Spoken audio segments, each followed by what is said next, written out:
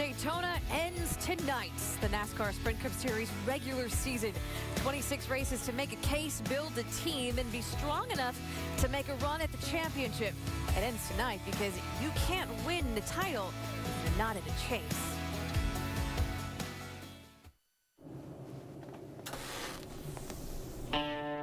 So sincere you are. What are my chances? All of you wanting answers to questions that at once motivate you, Can the future be told? haunt you. Can you be told what to do? I know what it is you seek.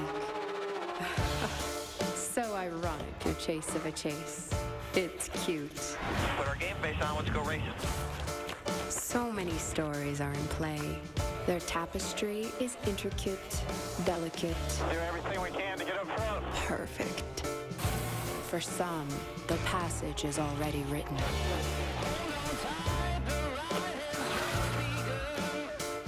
Sure to rise.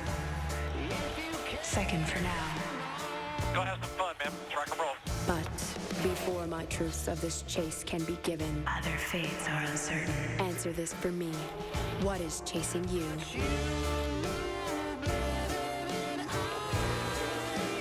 The world is on your shoulders. So young, so impulsive.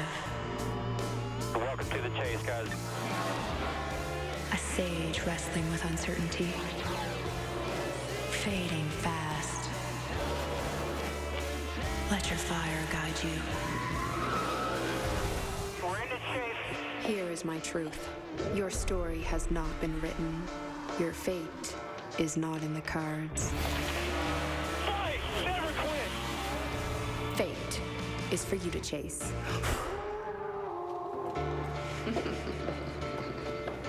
Welcome to Richmond International Raceway, the race to the chase. Thanks for joining us for NASCAR Sprint Cup Series Countdown. The sun may be going down over Virginia's capital, but the heat is very much on, especially if you're one of the 11 mathematically eligible drivers for the final 6 spots in the chase.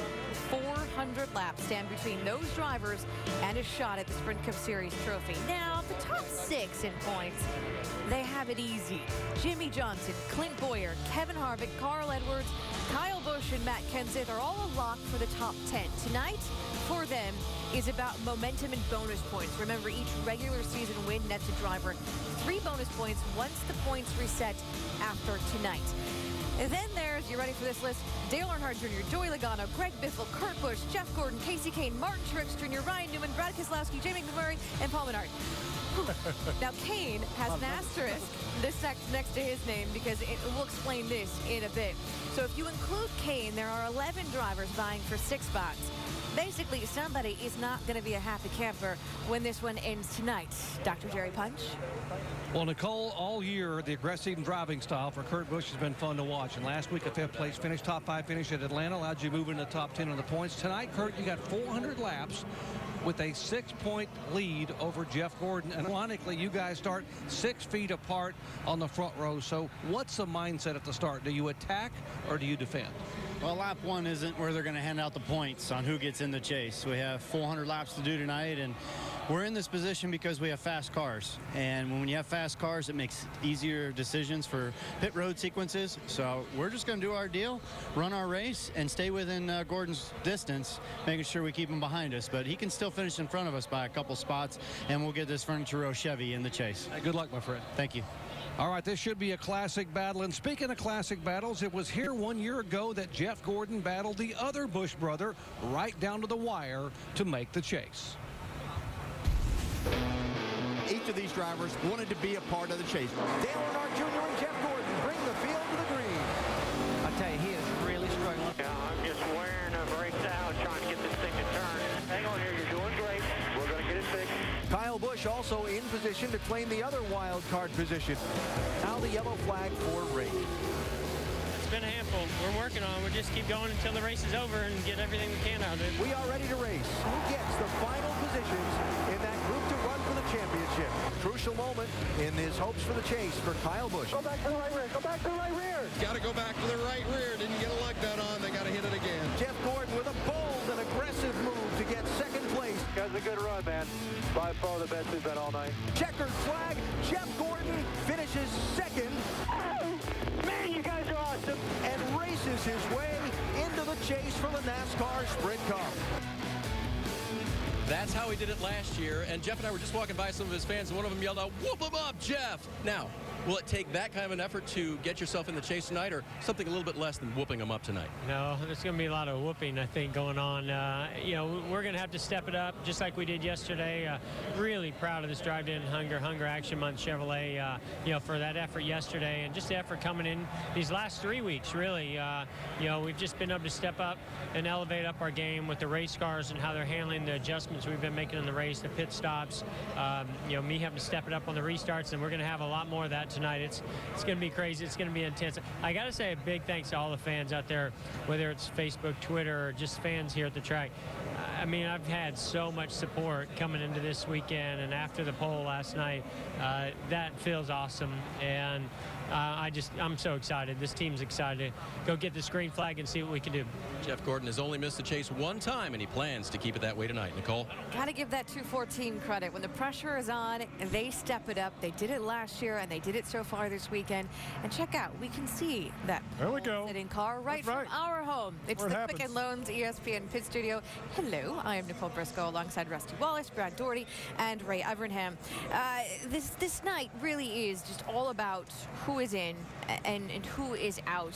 But there could not be a better place to kick off this race and all that is on the line than this track. Absolutely. The absolute perfect place is this racetrack, simply because we have short track action, but everything goes into that. You have to have great pit stops, great restarts. But the one thing that's not in it is you don't have to have a ton of resources. Anyone who's in the mix at the end of this race track has an opportunity to win this race. So you got to really get up on the wheel. It's in the driver's hands. Whoever gets after it the most is going to win the race. And that's exactly right. The size and shape of this track actually showcase the human element of our sport. The driver's got to be on. His ability to brake and turn. The pit crew, consistency, performance. That guy on the box, he's got to make the right decisions. And the best thing, it's close to the fans. They can see the action. Awesome. Brad called it resources. Let's just call it what it is.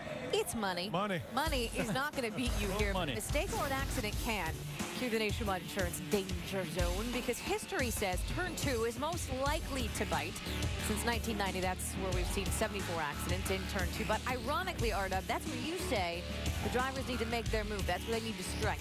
Yeah, turn 2 is one of the most important corners right here at Richmond Racetrack, because as the banking flattens off of turn 2, everybody gets real loose. The cars are slipping and sliding all over the place around there, guys. The other part, turn 4. We all know you got to exit off of turn 4. Same thing can happen there. But if you're going to win this race, you've got to have a car handle very good off of turn 2 and very good off of turn 4. And by the way, it's got to turn good in the center too. So, but just like Nicole said, turn 2 is a tough part of the racetrack because it's the flattest. Yeah. Bottom line, you got to be in it to win it, and you got to be in the chase to win the championship. And one of these drivers should certainly afford to be the Quicken Loans Bring It Home Driver of the Week. Only 4 of them, we'll call it our bubble drivers, 5 if you include Casey Kane, have been able to pull into victory lane here. So let's start our discussion with 2 of them. For the record, we're actually going to run through all of the bubble drivers throughout tonight's show. Let's talk to the guy we kicked off the show with, Kurt Busch. No wins so far this season, Rusty, but he is 10th in points. I'll tell you, the only thing I'm worried about with Kurt Busch is that there's no doubt about it. He's a hothead. He gets mad. He gets upset, but he can drive hard. Gosh, he's so talented. It's unreal. I know he can make it in the chase, but he's just got to stay cool if something goes wrong during the night. And if he can stay cool, I think he can bring it home, guys. Well, he's a champion, so we know that he can get the job done. My question is, can his team get the job done under pressure? We've seen them make some mistakes throughout this chase, trying to get into it. I think that'll be his Achilles heel tonight. Yeah, I agree with you 100%, Brad. He can do it, but he has no wins. He's got nothing to fall back on. Outside that top 10, no wild card, so he must win tonight. I'm not sure that his pit crew can stand up against his competition. Yeah. Jeff Gordon, 11th, no wins. That's your buddy. Yeah, he is my buddy, and guess what? He's on the pole right outside there behind us. That gives him pit pick number 1. Very important here to track position. And you saw that video. He has the most experience of any of the bubble drivers. 2014 is ready to go. They've been through this before. I think Jeff Gordon gets in the top 10 tonight. I'll tell you what, 2 things tell me that Jeff's going to get in tonight. One was that old lady that threatened me and Harris Teeter with that squash, so I'm not going against her. And the other is just, you know, he has the knack. Since, you know, last year he comes right down to the wire. He figures out a way. He has all the resources. He has all the talent. There is no reason that Jeff Gordon should not be a part of this chase. No reason at all. You know what, guys? I'm not disagreeing with you. He's only 6 points out of the top 10. And you know what? I see a different looking Jeff Gordon down there. He's all jacked up. He's confident. But is it too late? No, I don't think so. I think he can make it. Look, he's on the pole. He did it last year. He knows how to do it. I'm kind of a big fan of him tonight. Did you just say you were a big Jeff Gordon fan? I haven't been a big fan of him in my life, but tonight I am. Bring it up. Bring it up. September 7th, and I quote, R-Dub, a big Jeff Gordon fan. Who knew? Hey, fan endorsements give you a chance to be part of the chase along with your favorite driver. Just tweet or Instagram a pic of your driver's number. It's Junior's house. With the hashtag FanDorsements. And if your driver makes the chase, your name could be on his car during one of the final 10 races of the season. So send us your pics. I'm guessing the 88 gets a lot of love. Crowd's rolling in for this one because, you know, if you can't be here, you might as well watch it on TV, and I can promise you it's going to be a good one. When we come back, the one driver that could play a major role in who's in and who is out after this one tonight, it's Kasey Kahne. We'll discuss the Kahne effect after the break, plus why Kahne's status as a top 10 driver or a wild card driver could hurt a guy like Martin Truex Jr. or Ryan Newman. That is next.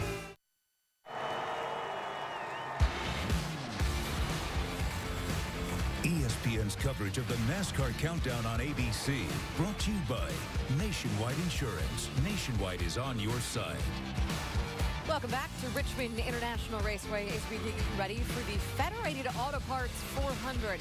There's a lot of drama surrounding this one tonight because the regular season ends here. To make a run at the Sprint Cup Series title, you have to make the chase. For Kasey Kahne, he feels his title fight begins here, and it's all about bonus points. Vince? Kasey Kahne has already clinched a spot in the chase, but is it going to be as a wild card, or is he going to get into the top 10 and be able to take advantage of those 2 wins and get those bonus points for the chase? What do you have to do tonight to put yourself in position to make that move into the top 10 and get those chase bonus points? Yeah, I just feel like we have a lot we can gain. You know, not a lot to lose tonight, but we can gain a lot, and you know, to go out, try to win. I mean, I want to win. I want those bonus points, and I feel like our team's good enough to. We had a really good practice yesterday, so hopefully we can do it. It's going to be interesting. There'll be a lot of stuff going on throughout the whole race, and points are going to be crucial for a lot of guys. Going to be fun for sure. Kasey Kahne rolls off 18th, Nicole. We are calling it the Kahne effect. With 2 wins, as we've said, Kasey Kahne is the only bubble driver. We'll call him bubble driver because he's not guaranteed a spot in the top 10. He is in the chase. But tonight, as we said, it's all about him getting those bonus points. And if he doesn't get the bonus points, then he goes in as a wild card. And he's essentially taking away a spot in the chase from another guy who only has 1 win. You follow that? Good, because we'll be following it all night long. This is such a big night for them. It is, and I've spoken to Kasey Kahne and Kenny Francis. They are determined to make it into the top 10. This team feels like it's ready to challenge for the championship. They want those bonus points because that will give them a good start. I expect aggressiveness out of that team tonight. Nothing to lose, everything to gain. They're always aggressive, and they're always up on it. I'm telling you, this young man, Kasey Kahne, needs to go see a voodoo specialist. He needs to go see Miss Rudolph down in Louisiana or something, because he has the worst luck of any driver I've ever seen. He just has the toughest time getting the thing back to the barn. If he ever figures it out, if he ever gets that bad luck monkey off his back, this guy can win a championship. No doubt about it. It's going to be interesting to watch him because he's fast as a bullet everywhere we go. But the voodoo is on that kid. And you know what? My opinion, because of all that stuff you just said, Brad, he better be happy it's just a wild card. He's talking top 10, bonus points. I got to do all this. He better be glad he's just in the show. Look, he qualified 18th, man. He's got a long way to go. He's not clear sailing, that's for sure. I think I heard you say earlier that Jimmy Johnson could win this race, and he starts 43rd tonight, so I just want to point that out. Okay. Joey Logano is another driver that wants to keep his bonus points, and he's standing by with Jamie Little. Well, Joey, there's a lot of drivers tonight with different strategies. Some are going for the win, some are on protect mode. Being that you're 8th in points, the car that you guys brought tonight, and maybe even the Denny retaliation factor, how do you approach tonight, and what is your strategy? Oh, well, we're not going to race scared by no means, but we got to race smart with our Shell Penzo Ford. We got a pretty good car. I don't know if it's as good as what we had last weekend, but it's still a pretty good car, capable of finishing in the top 10. So, like I said, just be smart. We'll stay calm. We'll have some fun tonight, and you know, as long as everyone does their job. I drive the race car. Todd's going to be the crew chief, you know, and just focus on that and not worry about anything else, we should be in at the end of it. So we just got to be smart tonight. All right, Joey Logano, 23 years old, looking to make his first chase tonight. Doc Punch. Well, last week, Martin Truex driving with a broken right wrist and a cast that was melted and moving because it was soaked with sweat, somehow endured and got a third-place finish at Atlanta. And Martin tonight, different cast, different kind of racetrack. You know, describe the physical and mental challenge you face here. I think this weekend is going to be a whole lot easier. I've got the cast fitted better. It's tighter. My wrist doesn't hurt as much. It's had more time to heal. I've got it molded better to the steering wheel, so I'm more comfortable driving the car. I think this weekend's a whole lot easier than what we went through last weekend, just because it was, you know, it was only 4 or 5 days or 6 days, whatever, after the break, and it was pretty painful. So this weekend, it's not been very bad at all. It hasn't been an issue, and I think our biggest challenge is just getting our car driving good and having a good race. Short track racing here, you know, a lot can happen. So we just need to worry about our car, make good decisions, and hopefully keep ourselves up front all night long. Good luck tonight. Thank you. By the way, Martin is our in-race reporter. If you'd like to pose a question, log on to ESPN.com. Key phrase in-race reporter or tweet ESPN NASCAR hashtag in-race reporter. Nicole? Let us continue our bubble discussion with Joey Logano. 1 win, 8th in points entering tonight. Since we have taken over the coverage of the Cup Series, Joey Logano has moved up 10 positions as we move into this chase. Not only is he going to be in, he's going to be a serious threat when it comes time to win this championship. Mark my words. And Logano, comfortable, confident. He's got that win. He's got momentum. Logano's in. He's focused. I love his experience and his consistency. I'm a big fan of him. He's going to be just fine. Greg Biffle got the win in Michigan over Father's Day weekend, but he's only 9th in points. You know what? I like Greg a lot. I just don't look at him as a short track racer. I think about him on the fast 1.5 mile track like that, but his stats here are not too good, so I'm concerned for him. I think the thing with Greg Biffle, yeah, the consistency's been the thing throughout the season. This team had a little bit of a spark earlier on in the season, and just they've not been consistent throughout their runs, and even on pit road. So I do think Greg gets a wild card spot, though, tonight. I agree. I don't think that Greg Biffle can outpoint the people that he needs to outpoint to stay in the top 10, but I do believe he's a wild card. Truex, the one that I really want to watch tonight. He's 13th in points, currently wild card number 2. But that broken wrist makes him one very interesting storyline. He absolutely, and Martin's in a lot of pain. Talked to Martin yesterday. He didn't say it here when we interviewed him, but that wrist is hand is really sore. Just so much can happen here that he could ding that hand up. There's a lot of things that are going to be out of his control. I think Martin slides out of the chase tonight. You are being awfully I know. Well, sorry about that. Heroic effort last week. Heroic effort. But on a night that he has to be perfect, I think he's hurt too bad to have a perfect night. I'm concerned about him just a little bit, not as much as all you guys are. Look, I mean, a race car driver, when a race car driver gets in pain, he gets in that car, as soon as he fires that baby up, a lot of that pain goes away. Adrenaline. Adrenaline, you're exactly right. You know, he said this week it's not as bad as it was last week. I'll tell you one thing, I did that same thing, and I won 10 races that same year, so he can overcome that. The Indy winner, 14th in points, Ryan Newman.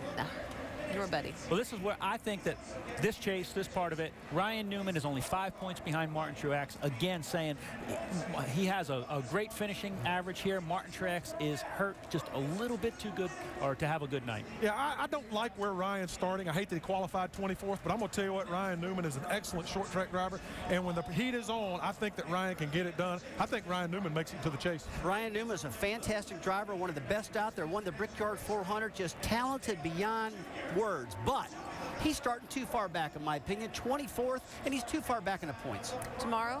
Tonight's a really good night. Tomorrow might be the happiest day. It is at least in the Briscoe house. NFL Sunday Countdown starts tomorrow, 10 a.m. Sunday NFL Countdown, all of the latest news and updates from around the league right up until kickoff. And then before you set your fantasy lineups, catch Fantasy Football Now at 11 a.m. Eastern on ESPN2. Our experts will provide you the latest news, injury reports, and predictions for the top fantasy performers. Unless you were lucky enough to have Wes Welker and Peyton Manning, like I did. You think everyone's stressed out tonight? Clearly not everyone is. That's a good look. It's a nice feeling when you're already locked into the chase. That's the most recent winner in the Sprint Cup Series. Kyle Busch got the win 1 week ago. And when we come back, the two big-name drivers we've not yet discussed. One should be in for a relatively easy night. The other no longer controls his own destiny. Dale Earnhardt Jr. and Brad Keselowski next. All eyes eyes on Richmond, Virginia tonight as we get ready to close out the regular season in the NASCAR Sprint Cup Series. Now, we already talked about Casey Kane being a lock for the postseason. Quite frankly, so is Dale Earnhardt Jr. He's got a 37-point buffer between himself and 11th place Gordon. By the time the start in Parker's Park, well, Jr. will be basically in, Dave Burns. And so, yes, not officially in, but in good shape as far as the numbers go. Still Junior without a win on the season. Do you have any concerns about making the chase going into this evening? Well, I mean, we've done all we can to put ourselves in the best situation we can be in. This is a good track for us, and I feel like that we can work real hard and try to win this race. And we came here and tested for 2 days a couple weeks ago to give ourselves a good shot. So we think we've put a good setup in the car, and we're just going to see how the night goes. If he finishes 32nd or better, he guarantees his spot in this year's chase. Vince Welch. 2 weeks ago, Brad Keselowski was in. Tonight, he's on the outside looking in after 30th at Bristol and 35th at Atlanta. The defending Sprint Cup Series champ. The chase is a long shot at best. Brad, what's your perspective on the odds you face tonight? Win the race, and we have a shot. That's all we can do, and I think we've got the car to do it. The Miller Lite Ford Fusion has been really fast through practice. We were really fast last week. Obviously, it didn't work out, but you know, eventually that bad luck's going to get off us, and when it does, we're going to win some races. And if we can do that tonight, I feel like we'll make it in. They haven't caught many good breaks lately. Tonight would be a great night to do it, Nicole. Back in the Quicken Loans ESPN pit studio. It's happened before. In 2005, Stewart won the championship. In 06, he didn't make the chase. I can't believe Brad Keselowski's in the position he's in. Thought he and Paul Wolfe were going to be the next super team, would win multiple championships. Him with a chance not to make the chase, unbelievable. A lot of predictions up in here tonight, so now we're going to predict who's going to take the checkered flag. Sorry, we'll start with you. I like Brad Keselowski in the number 2 car. He's qualified 3rd. He's got to go. He's wide open. I talked to him. He feels good. If Denny Hamlin doesn't try to wreck Joey Logano, I got Denny Hamlin. And it's time for Clint Boyer to win. The 15 goes to victory lane. That man right there. Not about Clint Boyer, and I still personally think I should get 2 picks. Kyle Busch is going to win and make it 2 in a row and be the #1 seed heading into the chase. How do you like that, Matt? I like that. Bring it on. Oh, I'm sure we'll all be wrong, by the way, because we have been all through the season. When we come back, restarts. You won't want to miss them tonight. We will explain why next. Welcome to the race that doesn't need any build-up or hype. It's ready-made. Provides it all on its own. Welcome to the race to the chase. Gentlemen, final thoughts. We're talking Saturday night racing. I'm talking restarts, baby. Who gets to turn 1 first? Contact and controversy. It's coming. Be watching. Yep. I know there's going to be a big mistake tonight. I don't know who's going to do it, but mistakes are what I'm looking at. Can't make a mistake when so much is on the line. It's going to be a fun one to watch. So let's now turn things over to Alan Bestwick, Dale Jarrett, and Andy Petrie.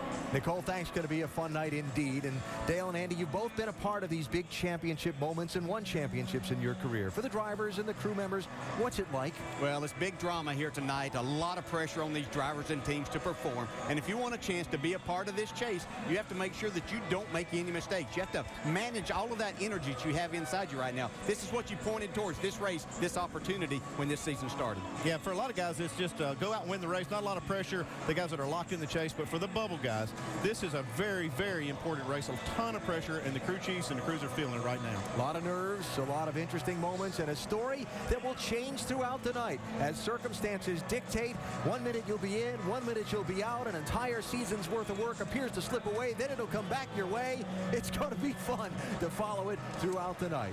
Trackside, you see the crews all lined up on pit road. That means it's time for tonight's opening ceremony. Ladies and gentlemen, please rise and remove your hats as the color guard from the Fort Lee Non-Commissioned Officers Academy presents our nation's colors. And now, please welcome Reverend Dr. Michael Fitzgerald. He has served as the pastor of Clifford Baptist Church in Amherst, Virginia for 31 years and will deliver tonight's invocation. May we pray. Our Father, our God, tonight we thank you for this beautiful evening in Richmond, Virginia. I pray your blessing on every NASCAR fan here and within the sound of my voice. Tonight, Lord, we pray your blessing as we praise Jesus Christ, the risen Lord. We pray that you will bless every person to make a decision for him as Lord and Savior. Tonight, we pray your blessing on our drivers and the crews. We ask, dear God, that you will bless them, protect them, get them home safely to their families this evening.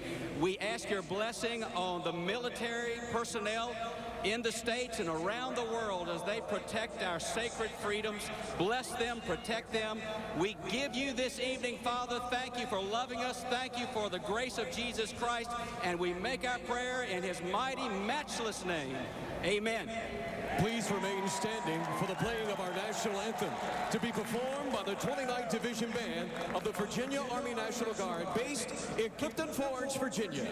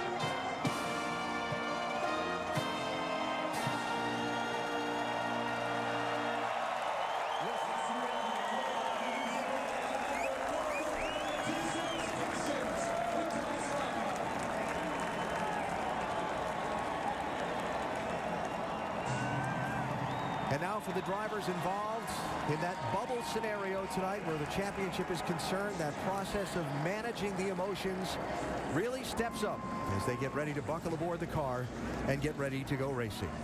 DJ, you mentioned managing the emotions just a little while ago. Let's take that a step further within the context of a crowded short track race. How do you manage the emotions behind the wheel, and how do you manage the race from on top of the pit box? Yeah, Alan, that just adds to everything these drivers have going on that are trying to get their spot in the chase. Of 400 laps, at least 400, on this short track, to where you know every lap's going to be contested. You're going to be trying to make passes. Someone's going to be trying to take your spot. You have to do everything you can to make all of that work and keep those emotions in check throughout the night. The other thing you want on your side as a driver is a crew chief that has you on the right strategy. One wrong call tonight means you can be a part of the race next week in Chicago. You just won't be a part of the chase. Yeah, and you put the best equipment as a crew. You put the best equipment on the racetrack, but you got to make the decisions. Tonight's going to be a ton of pressure on these crew chiefs, and they've got to make those decisions correctly, because last year we saw Kyle Busch basically blew his chance of making the chase by just a decision of when they made their pit stop, and Jeff Gordon's team made the decision that made their chase and got them in at the end of the night. So it really is a lot of pressure. The pit crews have to be flawless on pit road, but the crew chiefs have got to make the right decisions. And adding to that pressure for the crew chiefs, we've seen tires make a difference here at Richmond this year. When to put on those fresh tires, when to buy the track position, it's been complicated even more by the Gen 6 race car and another year's aging on this Richmond pavement. It's going to be a gut-wrencher tonight for the crew chiefs on pit road. Will Ryan Newman race his way into the chase? Or Brad Keselowski, last year's champion? 400 laps at Richmond will tell the story. The engines fire next.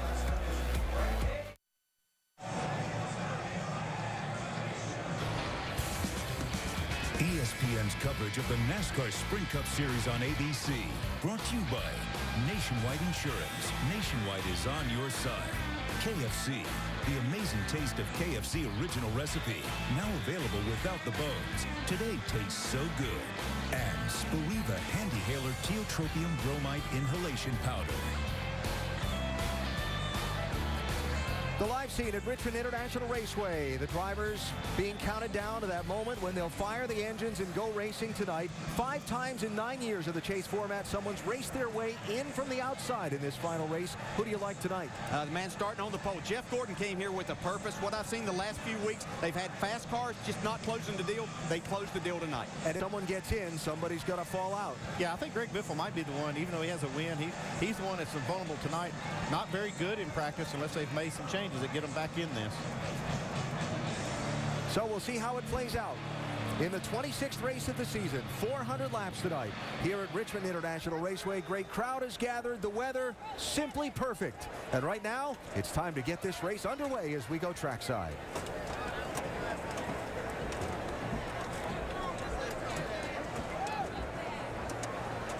Race fans, it's time for the most famous words in motorsports. Here to give the command, tonight's Grand Marshal, owner of Treasure Coast Auto Repair, Frank Mazzoni Jr.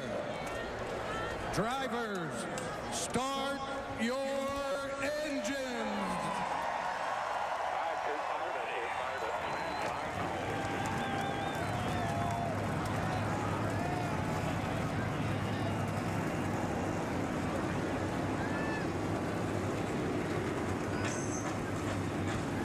Do the butterflies go up now when you fire the engine, or do they calm? You didn't think that they could get any worse at this point in time, but they did just go up. Well, for all the drivers looking to race their way in, it's a big night tonight, including our ESPN in-race reporter. Martin Truex Jr. holds on to the second and final wild card spot in the race to the chase. We'll talk with Martin on the pace laps next. Salutes Goodyear, the title chosen by fans to get them to the race.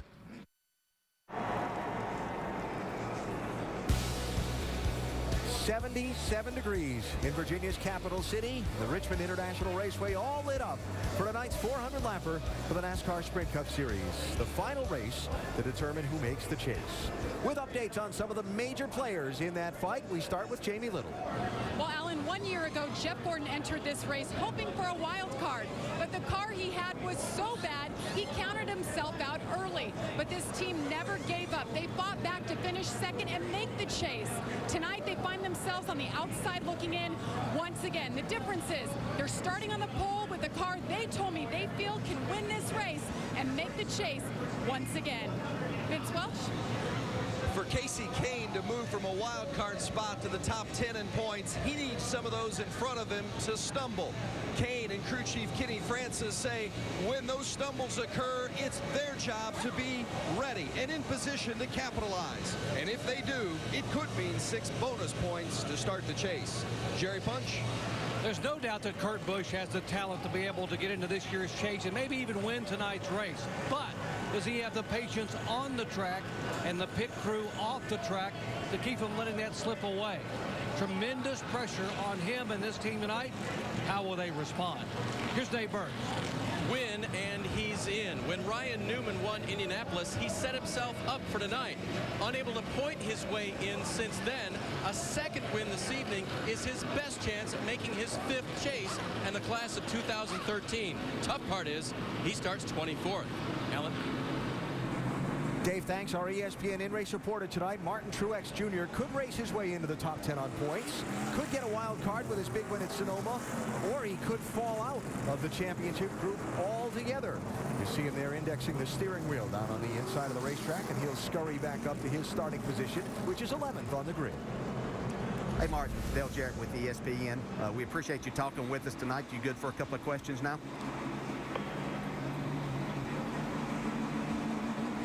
Martin, Dale Jarrett, you good to talk now?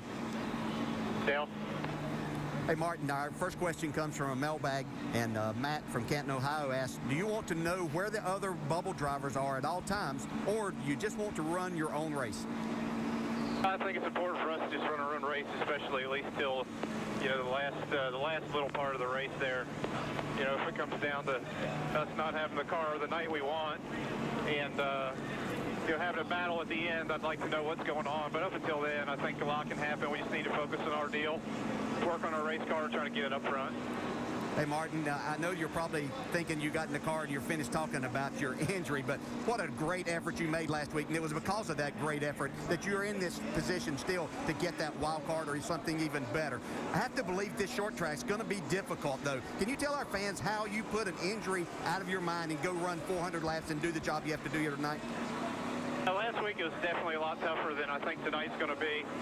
Just, you know, the injury being still somewhat fresh and Atlanta being such a difficult racetrack. I think tonight, you know, we got one goal. We know what we need to do. The injury has nothing to do with what we're going to do tonight. And so we're not going to let it keep us from accomplishing our goal, making the chase. All right, Martin, thanks for talking with us. Have a great night. We'll look forward to talking to you later in the race. High-definition onboard cameras to bring you the action from Richmond tonight, being carried by Danica Patrick with our GoDaddy on board. Clint Boyer has the 5-hour energy camera. Ricky Stenhouse with the Nationwide Insurance on board. Joey Logano, the Shell Pennzoil on board. Jeff Gordon has our Chevy camera. Ryan Newman with the Quicken Loans on board. Martin Truex Jr. with the Napa camera. And Kurt Busch with our Sprint onboard camera tonight. A look at our GoDaddy track facts. This Richmond track measures 3/4 of a mile around, so the 400 lap distance will equate out to 300 miles.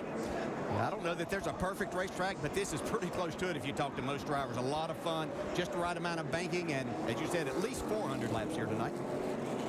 And as the field gets the signal in one more lap, we go racing. We remind you that our broadcast is available in Spanish by activating your SAP button, presented by ESPN Deportes.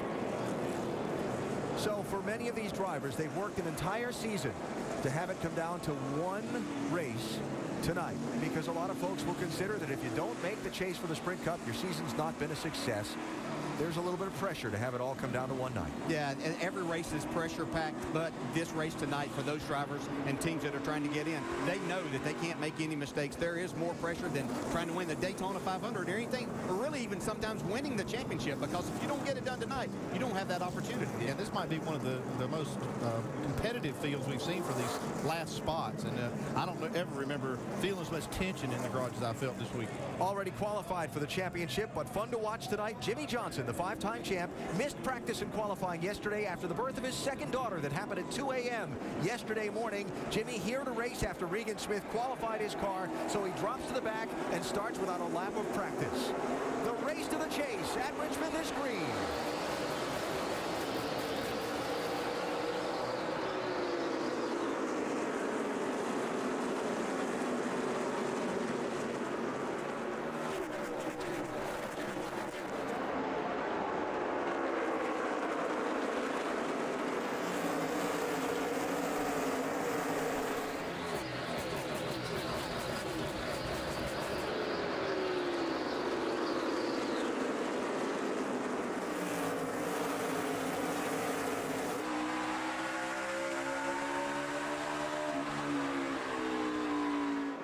Jeff Gordon leads, Kurt Busch second, Brad Keselowski third, first side-by-side, Biffle 16, Montoya 42 for 9th and 10th. Yeah, all of those first three drivers need a win tonight. The first two get a win and they're in. Brad Keselowski, he could win, get all the points that you could get here tonight, and it might not still be enough. Remember the way it works for those wild cards positions, the drivers 11th through 20th in points after tonight who have a win. 2 of them will get a spot. More than 2, it goes by points. Keselowski starts tonight 15th in the standings and without a win. Alan, we touched on this at the beginning of the show. It's magnified the pressure that you talk about being on a short track, because it is fast with these new Gen 6 cars, but it's also very close racing at all times. And you have to take care of your race car. It's not that you can just go. You have to be careful and make sure that you don't abuse your car, abuse the brakes here, and wear out tires, so you can get yourself in trouble if you're not careful. Second place, Keselowski 2, Kurt Busch 78, and someone to really keep an eye on tonight. The man we ride with here, Clint Boyer in the 15. Yeah, from everybody I talked to in the garage this morning and this afternoon said that this 15 car was definitely the one to beat.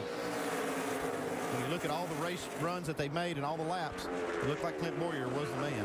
Finished second and first in the last 2 races here at Richmond, has Boyer. And I'm not saying that he won't, because he is excellent at this racetrack, but that was during the middle of the day yesterday. And he might have had a great car then, but you're going to have to be ready to adjust on your race car, because I don't think anybody probably hit it perfect, even with all the testing that they did here and a little bit of that at night. Well, the track's never exactly like it is when the race is starting and as it transitions. I don't care how you test. You can test at night, you can test in the day. Racing conditions and all these cars on it change the surface quite a bit. 29, Kevin Harvick. 88, Dale Earnhardt Jr. 14th and 15th. Jeff Burton there in the 31, announcing this week that his plan to depart Richard Childress Racing at the end of 2014 has been accelerated to the end of this season. So Burton finding himself on the market, and Childress not yet has announced what the plan is for that 31 car, though the rumors strongly hint that Ryan Newman is the likely candidate. If I were a gambler, that's where I would be putting a little bit of action.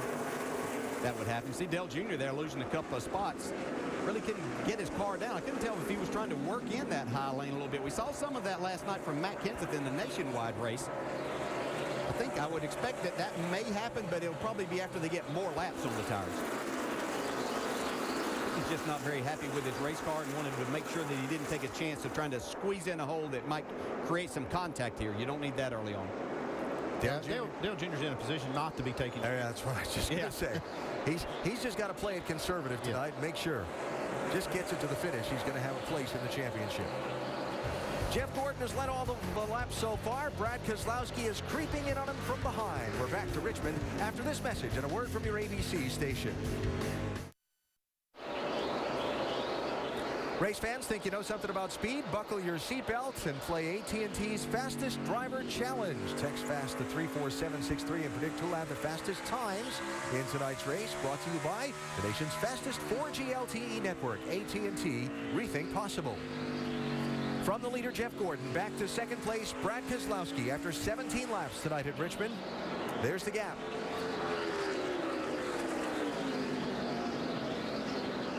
Who could have imagined at the start of this season in February, after the tremendous surge Brad Keselowski went on at the end of 2012 to become the champion, that he'd come to this night in Richmond trying to find a way in?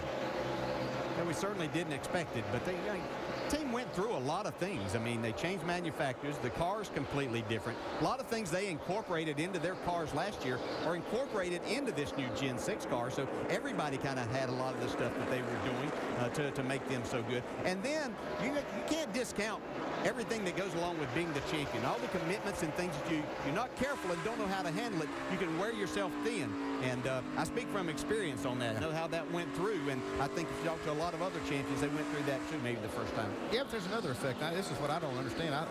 The confidence that comes with being a champion and a championship team should carry momentum into the next year, and we just didn't see it, even though there was a lot of changes.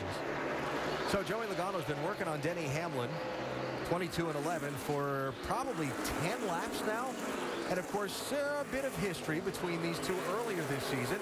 Remember the incident at Bristol in the March race? They went to California the next week, racing for the win, and just beat each other up on the racetrack, which wound up with a hard crash where Hamlin was injured. Now Logano fighting for his place in the chase and not finding a way around Hamlin. Now, he was being extremely careful there. You never know what drivers are thinking, so you have to be a little bit cautious, especially at this point in time. Yeah, and I think that Joey Logano used up a lot of car brakes. You can see the brakes are glowing red, trying to get by that 11, and now I don't think he has as good a car as he had. And he's getting some pressure from Greg Biffle, who's showing some life now. We haven't seen that in practice, but looks pretty good right now. Biffle running in 9th. Truex Jr. just behind him in 10th, followed by Montoya and Kyle Busch, who with a win tonight would enter the chase for the NASCAR Sprint Cup as the #1 seed. Tell you what, him and that crew did a terrific job last week of getting that victory. That's what I was going to say. You just never count this team out after what we saw at Atlanta. They didn't look like they had anywhere close to a winning car until it was time to get it done, and then they did it. Talking to Martin Truex there, I know he's playing that off a lot, but I tell you what, the job that this man's doing, he couldn't have picked two. Well, you could throw in a Dover or something like that, or even going back to Bristol and be a difficult track, but Atlanta, but any short track to where you have to race, having the injury that he has just shows what a competitor he really is. Seen that outside groove start to come in. Pablo Montoya and Kyle Busch. Looked like Kyle was starting to work it, and Montoya saw him in the mirror and moved right up in front of him. Went right by Biffle. Saw Biffle struggle a lot in practice yesterday. He was down 37-38 on the speed chart, but even looked like when they were working on race runs, they just didn't have anything, but they found something for qualifying that it seemed like was going to give them a spark here tonight. Qualified 9th fastest in Biffle, and racing for 10th place and 11th place here. Well, there's a little wiggle. So Biffle slides back to 12th position, and Kyle Busch up to 11th. That's Alec Almirola in Richard Petty's 43 right behind them.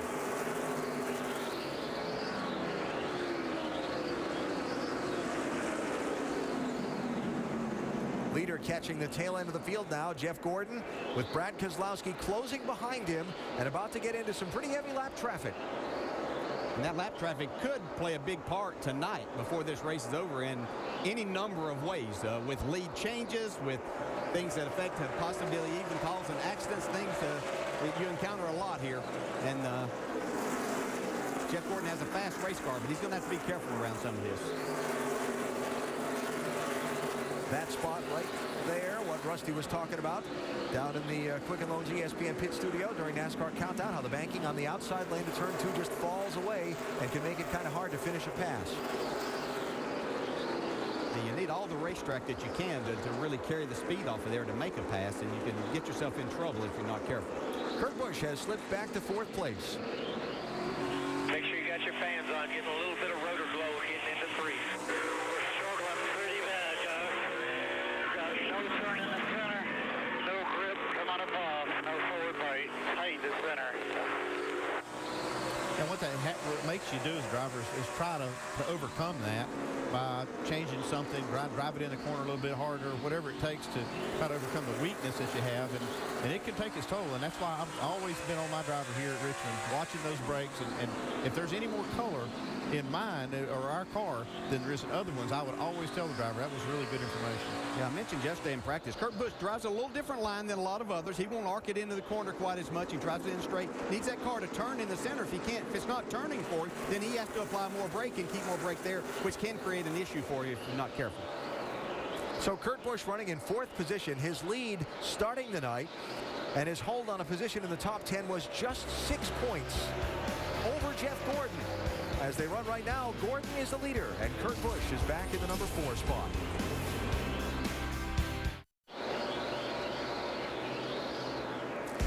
Still under green tonight at Richmond with the NASCAR Sprint Cup Series. Quick check on our schedule for next weekend. The NASCAR Nationwide Series at Chicagoland Speedway next Saturday, ESPN2 at 3:30 Eastern Time. And the chase begins 1 week from tomorrow. The Geico 400, Chicagoland Speedway, 1 Eastern on ESPN, the first of the 10 races to determine the NASCAR Sprint Cup champ for 2013. Federated Auto Parts 400 ongoing tonight here in Richmond. We are now 40 laps into the race. Jeff Gordon, Brad Keselowski, 24-2, running 1 and 2, with Clint Boyer, Kurt Busch, and Jamie McMurray rounding out the top 5. Casey Kane trying to work his way forward. Talked about the Kane factor earlier in the 5 car. Just picks up a spot there on Greg Biffle. That'll be 12th.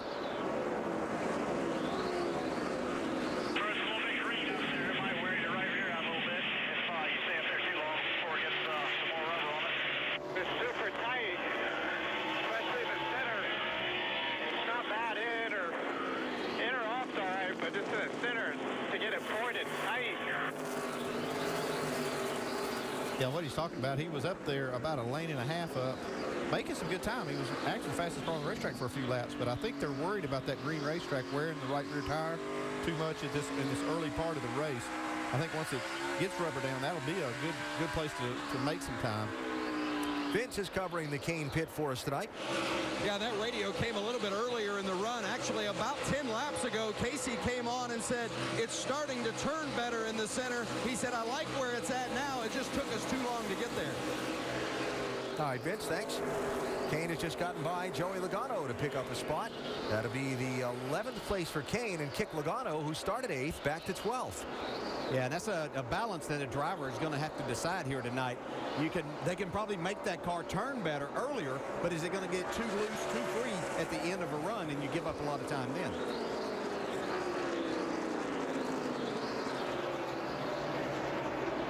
Logano looks like maybe the toll that all that effort to get underneath Denny Hamlin a while back has affected his car a little much, Jamie. Perhaps it did a little bit, Alan. He's saying he's tight in the middle and it's getting a little bit worse, but they're also telling their driver, just take it easy, ride around, no need to push the envelope right now. So he's trying to keep that in mind and keep his eye on the prize. He's already lost 4 spots, though. He's looking to fix the car on the first round of stops.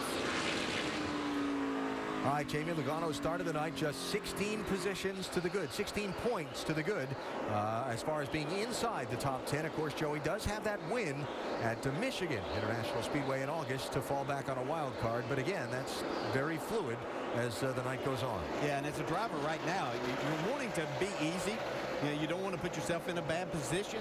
On the other side of it, you know that each one of those spots, that even when you get around to making that pit stop, there's going to be drivers and teams you're going to have to try to pass again and use your car up again. You could really see from that shot that we had there down in turns 1 and 2 how Joey was really struggling with his car in the center of the corner. He just can't get it turned to get back in the throttle. So while Logano slips back, his Penske teammate Brad Keselowski in the 2. I guess I'll use the word stalks Jeff Gordon. He's been riding in his tire tracks all through this lap traffic they've been in for a bit. Yeah, 2 evenly matched cars right now, the 24 and the 2. Say Brad just barely making a little headway. 100th of a second or 2 a lap. Change for third. Kurt Busch 78 forward, Clint Boyer 15 back. And that's what I love about this racetrack. You can have some guys that have good cars early in the run, and then other cars that come on late in that run, and that's something we'll see probably all night. Yeah, and one thing I was seeing with Kurt Busch, I thought he was going to continue maybe to fall back a little bit, but all of a sudden he found something that worked for him as we see a possible change for the lead here with Keselowski. But Kurt Busch is really coming on in that 78 again. Nice pass for Keselowski. And a bonus point for leading a lap for Brad Keselowski also. He needs that and all the points that are given away here tonight to have any shot. So at 50 laps, the first lead change of the night as Keselowski goes to the #1 spot. Caution free at this point at Richmond. And still 35 cars on the lead lap. Second leader of the night drives the Blue Deuce. Brad Keselowski in command.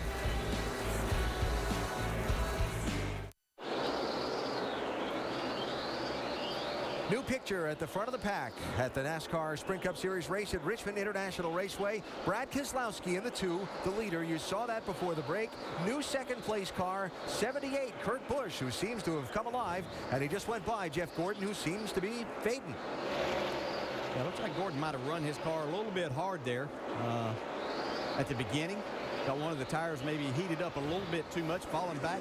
But 78 car is certainly going forward. And just how fluid this whole bubble thing is going to be tonight here at Richmond. Just that move. Gordon going from first to third and Kurt Busch going from fourth to second. Swapped positions around. Gordon was in the top 10 a little bit ago. Now he's outside. Kurt Busch was outside the top 10 a little bit ago. Now he's back in. And that's how it's going to be back and forth all night till the checkered flag waves. Yeah, you can also see Brad Keselowski, who's leading the race. He's still 20 points out of the top 10 and behind some of those cars that do have wins already. So he's still got to have some help, even if he can win this thing. Yeah, but he's not far out of a wild card. If he could win the race and get that spot, there's a very real possibility there. Of course, we've only got 340 laps to go.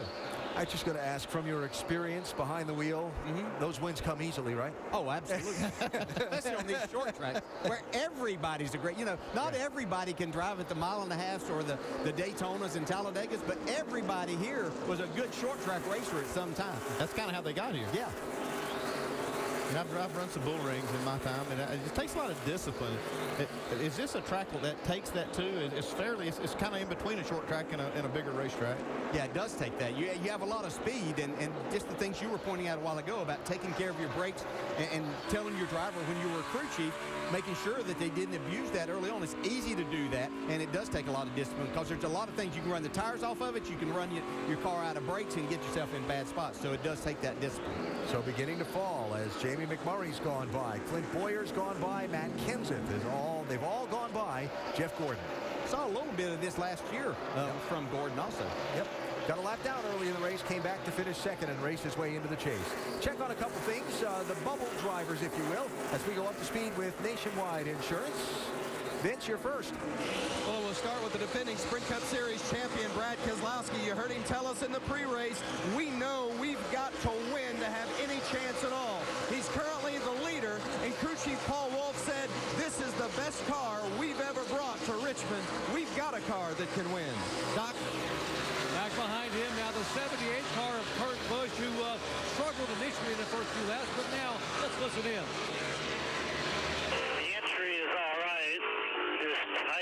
the banking, kind of like when we unloaded or switched into Q-trim yesterday.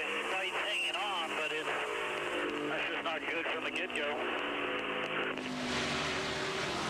So Kurt Busch, now the car sort of coming to him, still needs some forward bite, but showing remarkable composure and patience. Alan. Kurt Busch challenging for the lead, Doc. He's got Keselowski pinned in a little bit of traffic. Yeah, it seems like when his crew told him that he was on the brakes a little too hard, his brake rotors was blowing, he made an adjustment. And we talked about that discipline, and I think it's really paid off because you don't see near the color in the brakes, and now here he takes the lead. You're exactly right, Andy. It's like that he's letting the car roll more, and it might not be doing exactly what he wants it to, but he's probably helping that right front tire quite a bit by not doing that. The car's actually turning even better than what it was when he was trying to use the brake, and got him to the front. There's always a trade-off when you talk about turning in the center, and he's complaining about that. There's a trade-off there and to rear grip. And if you really got that rear grip off the corner, you're never going to have that car turning exactly like you want in the middle. So the decision is, which one's giving you the best speed? Well, Jeff Gordon doesn't have the kind of speed now he had at the beginning of the race. Jamie, he's just fallen back to 7th. Yes, he has. They unloaded with a brand new car this week and barely touched it, barely made an adjustment. He was good for the first 49 laps, and then he said he's just tight in the middle, but really getting loose off now. And he's telling Alan Gustafson, his crew chief, I think I wore out my right rear tire. So they're telling him to be patient. We'll fix you up on the first stop. Heard the concern as I walked through the garage area today from a lot of crew chiefs warning their drivers about how hard you use or abuse the rear tires early in a run tonight. Yeah, these cars make 900 horsepower, and they're really hard to hook up. They've got a 5-to-1 gear ratio, so they really do launch off the corner, and it's hard on those rear tires. So Jeff Gordon, as his crew chief Alan Gustafson looks on, has fallen from leading the opening 49 laps of this race back to 7th place. Kurt Busch fell from starting second back to 4th position. He's worked his way back to lead this race. And we've yet to see the yellow flag fly tonight here at Richmond International Raceway.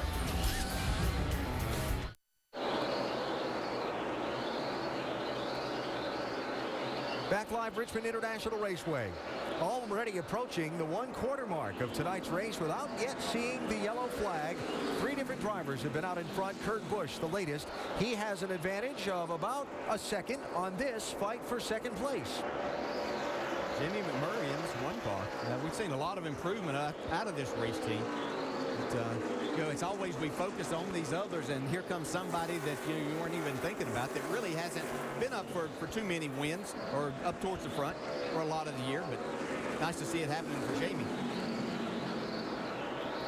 The one car running in 2nd spot, Dave. Talked to crew chief Kevin Mannion earlier today, and he said first 10 laps or so, don't expect a whole lot out of us, but later in the run, we'll be really, really good.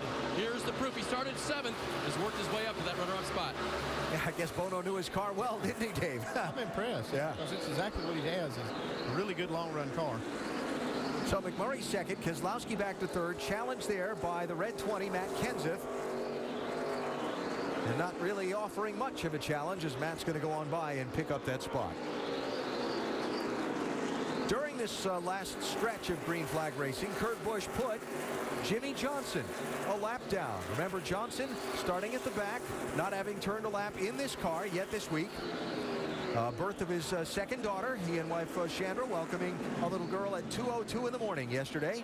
And Jimmy progressed up to about 27th place, but now he's slipping and sliding around, and he's gone a lap down. It's tough enough to start in the rear at these short tracks, but without practice and all that, it's really a tall order. I think that this team will probably work on the car and have a lot of time to get it back, and they may get back into this thing before it's over. Update on Jimmy Johnson from Vince.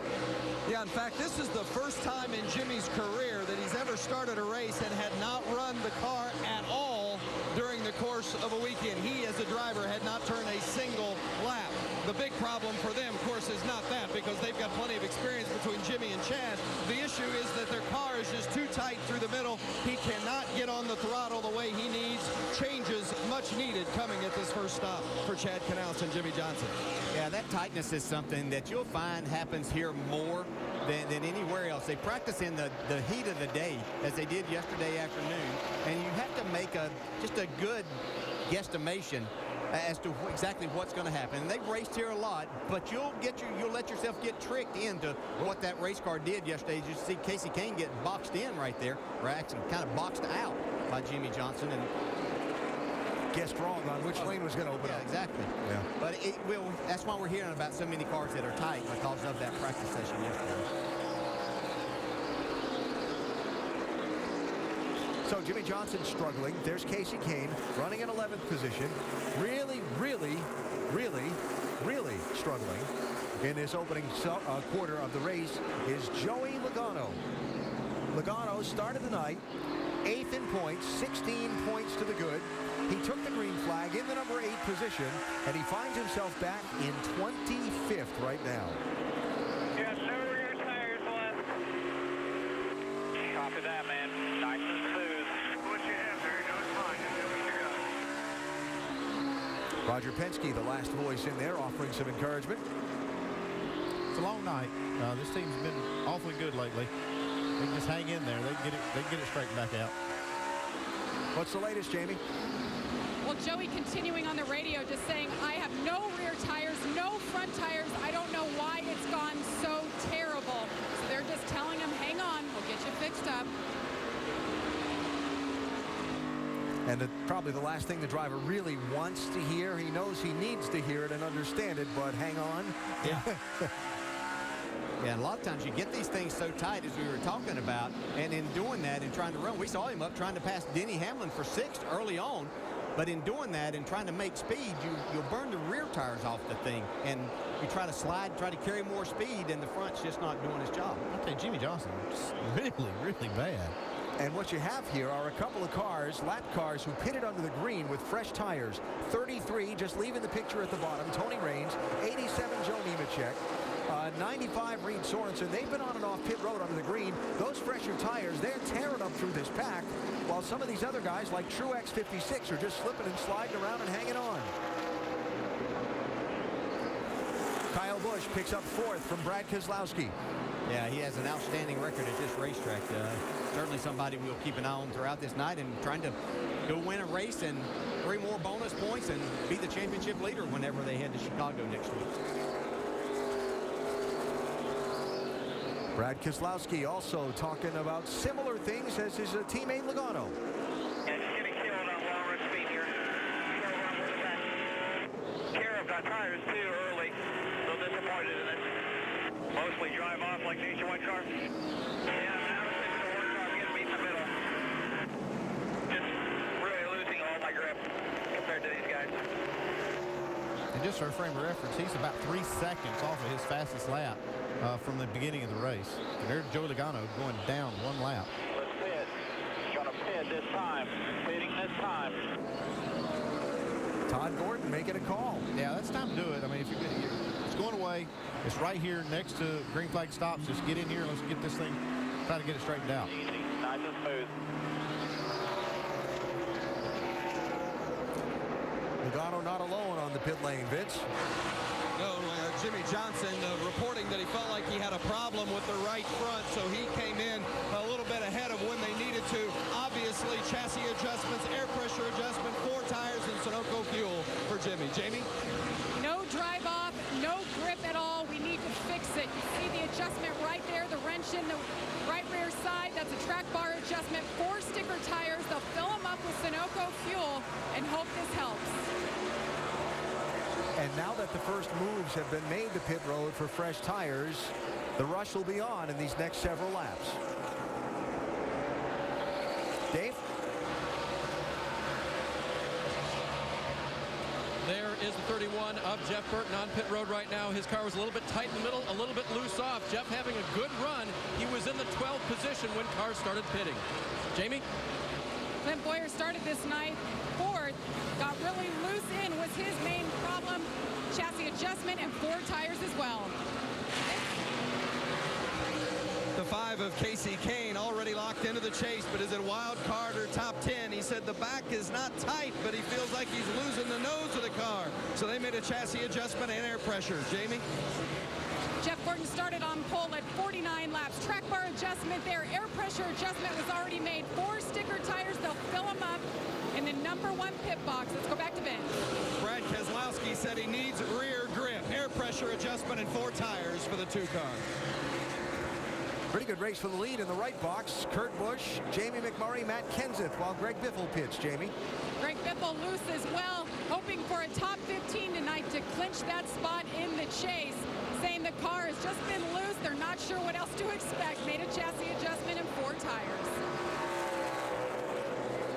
Kurt Busch and Matt Kenseth come down the pit lane while McMurray stays out and becomes the new leader.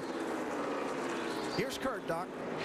Here was a big concern. How would the pit crew perform today? Would they let him down on pit road? It'll be 4 tires. Chassis adjustment to try to help the drive off. Left side tire going on a little long on the right side. Still getting the left front off. Left front, left rear on. Got to get it full of snow fuel. Down and away over 14 seconds.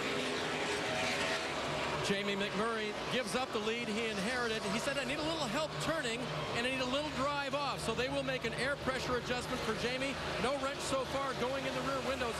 Very common for them just to do little air pressure adjustments throughout the race. So a very good run for them so far and great for Jamie McMurray. The 18 of Kyle Busch is on pit road as well. He said later in the run, the car was tighter in the middle and looser off of the corner.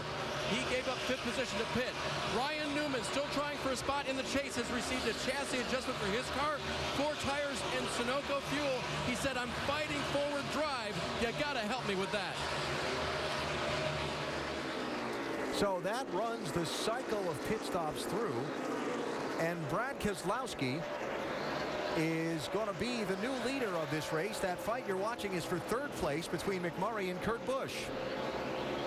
Yeah, I think that Brad Keselowski and Matt Kenseth got on and off of pit road much better. I don't think it was an issue that they got in that much sooner with the tires, but I watched the 78 of Kurt Busch really take it easy, trying not to make a mistake or get caught speeding on pit road. He lost a lot of time there.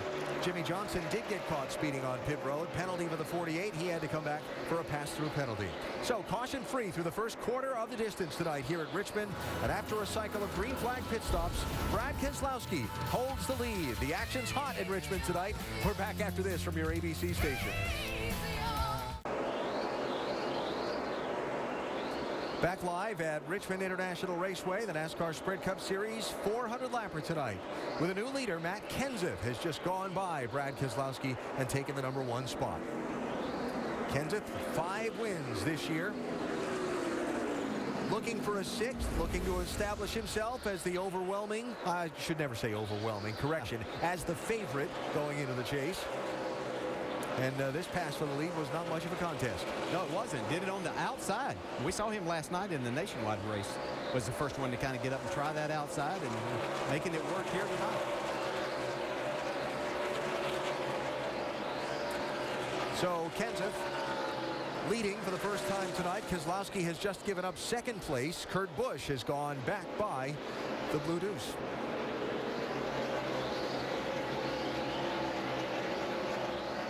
So Kurt into the #2 position, and there's the gap from 1st to 2nd with Danica Patrick in the 10 in between them.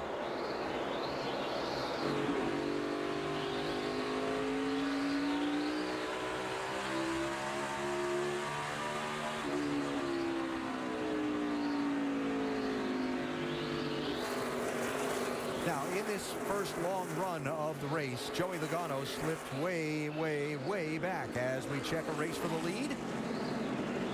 Man, I'll tell you, that 78 car is strong. Yeah, whatever adjustment and adjustment he made early on in that first run has really worked for Kurt Busch. He gave up a lot of time, being cautious, which is nothing wrong with that. Pit stop was a little bit slow, but when you have a fast race car, you can overcome a lot of things. Joey Logano, 22. Foot fell way, way back in that opening run of the race. And they made the call as soon as he was lapped by the race leader to bring him onto pit road and go for fresh tires. Early move, has some risks to it, but here at Richmond, where tires mean something, has some rewards. Yeah, the risk was if the caution came out when he pitted early. It didn't, so this was paid off. It's kept him in the lead lap now for quite a few, about 15 laps now. So, you know, if he can catch a caution here before he goes to the lap down again, it'll be a big move that they made by making that call. Logano just giving up a spot to Mark Martin, subbing for Tony Stewart in that 14 tonight.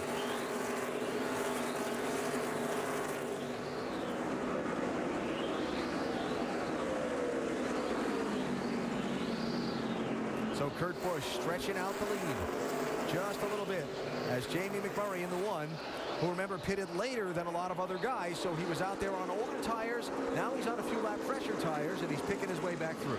Yeah, and he said that the car wasn't going to be the best for those first 10 laps, maybe even 20 laps, but I'll tell you what, it was the best in that first run that we made as far as not wearing the tires out. Well, we heard a lot of people talking about wearing out the right rear tire.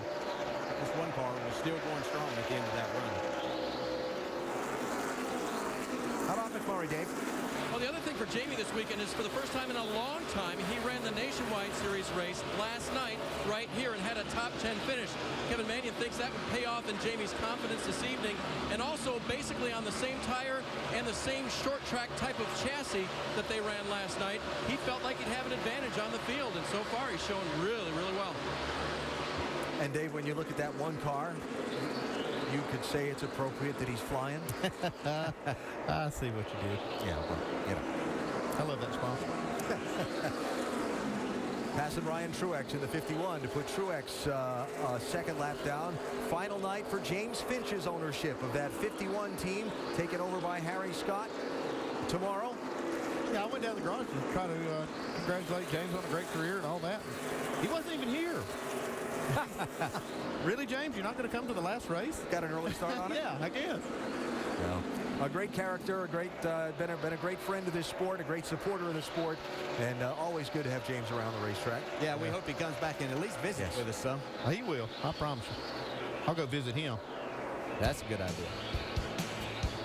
Kurt Busch having a great night tonight at Richmond, but still shy of halfway. He's in the #1 spot.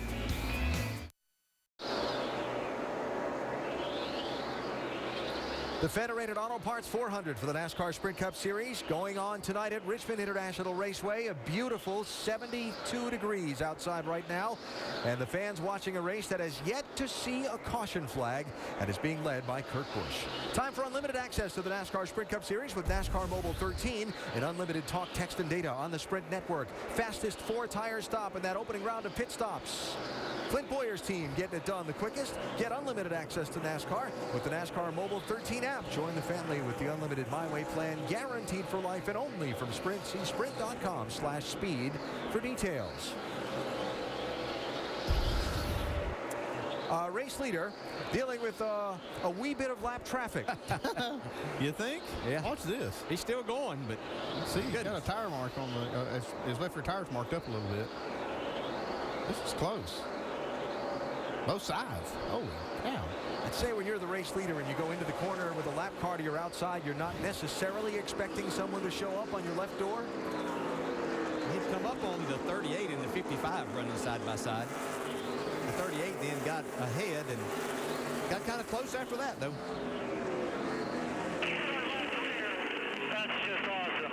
What is wrong with this 38? I'm next to him right now. We'll get you there. Voice of the spotter high up on the roof of the grandstand. Spotters all standing in positions assigned by NASCAR, and they walk back and forth and try and help the facilitate the communication. Is that a polite way to put it? Yeah, they just, you know, when you're in that position, you expect a little bit of courtesy from these lap cars. And so the spotters are on the roof will go back and talk to the other spotters and say, hey, man, can you give us a break here? In this case, I don't think Joey Logano's going to give him a break. He's going to race him as hard as he can. And actually, the 38 car, David Gillen, he had not been lapped yet. So that you really don't get that move over flag from NASCAR until you are at least one lap down. It's that first time you're not really getting that. It's just a courtesy deal. Yeah, but you don't expect him to run into you. No. Two Keselowski, 18 Kyle Busch, 4th and 5th. And running about 2.8 seconds behind the leader, Kurt Busch.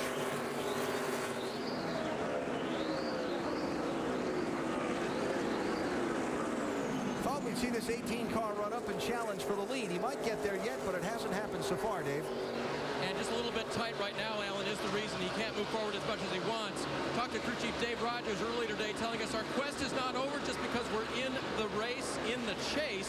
The bonus points that you spoke of earlier, yes, they want them, but the momentum. He said we had momentum for winning Atlanta. We wanted leaving Richmond because the guy who wins Richmond will have it. All right, Dave, so there is Kyle Busch hanging on in the number 5 spot. And he is 3.9 seconds behind. So 132 laps and counting under green tonight, which is usually the cue for the caution flag to come out. But there you go. Longest since September 1979, which was prior to this racetrack being configured in this 3/4 mile layout. And the thing that we would have seen probably in making long runs like this was somebody overheating with the brakes and melting the bead of the tire and blowing out a right front. These cars are so good now, and Goodyear does such a great job with the tires also, that we just don't see that happening as much with these cars. And the drivers are playing pretty nice for the most part. Yep, for now.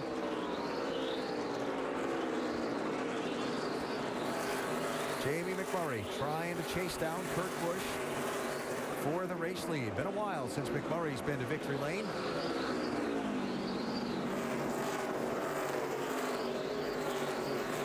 Charlotte, October 2010 for McMurray. Caution for debris. Something up by the wall, turn 3 was the call from one of the NASCAR spotters out in the corner. And the first yellow and a big exhale. Oh, yeah, and there's a lot of teams that were looking for this yellow. Yeah, because under those green flag stops, you couldn't make many adjustments that was going to take any time that you couldn't afford to give up on the racetrack. So they'll be looking forward to this, and drivers plenty glad that I'm sure plenty of them were seeing things that were on the racetrack trying to help those spotters out too. Well, that's funny you say that. There were a couple of cars about to be lapped who all of a sudden the call came up from pit road that, you know, such and such car reporting debris. That's never been done before, has it? Well, I don't get them personally, but yeah. Only when you really need. Yeah. Only when you yeah. Well, it's going to be a real test for Kurt Busch's pit crew. They were just a little bit off on that green flag stop, but they need to be on right now because under caution they could lose a lot more spots. 22 cars on the lead lap. David Gilliland was ahead of Joey Logano, so Gilliland will get the free pass. Logano will remain a lap down. The pit lane is open here. And the second round of pit stops, this time they'll happen under the yellow flag. Vince, you're first. Brad Keselowski's led 24 laps tonight, but he's having a little bit of trouble getting the front end to turn in the center, so they're going to make a chassis adjustment along with 4 tires, Dave. Little loose in, little tight off for Jamie McMurray. It'll be air pressure again, full of Sunoco fuel, 4 tires. Doc? A little bit tight in the middle still, but no changes thus far. Just 4 tires. Sunoco fuel for Kurt Busch behind in the 20 car. Man Kansas, and I'm getting deep middle and corner off. They made a chassis adjustment right here, and Kansas hustles down pit road. Great pit stop for the 20 bunch. Trouble on the right rear, it looked like, for Kurt Busch's team, and you'll see what it's going to cost him. 5 spots. Jamie McMurray out in front now.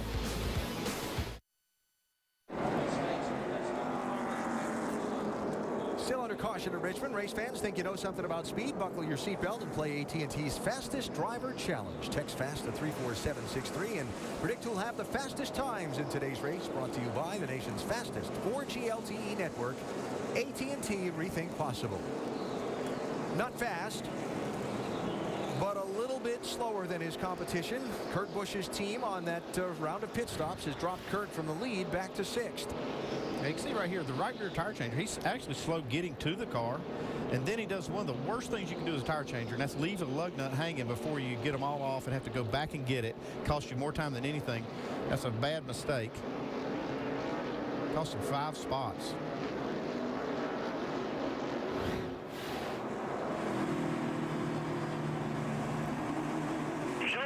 What the in for Kurt, we copy. Just be patient on these starts here. Remember, if you overdo it, it'll hurt you in the long run. Well, I expected this.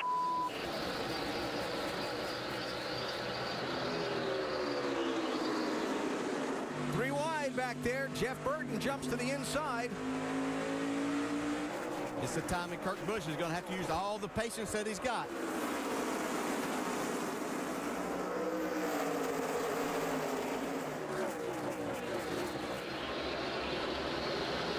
McMurray 1, Keselowski 2 for the race lead.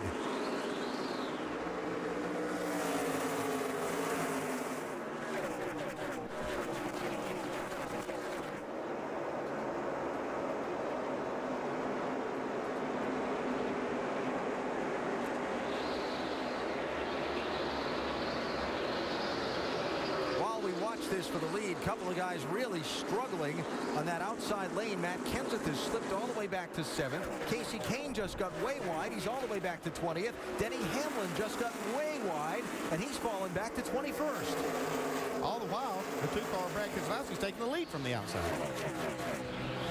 So you're saying we can't blame it on the outside lane?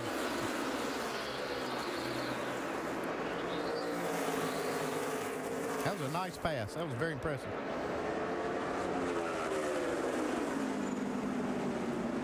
Now that that's settled out up front, for your reference,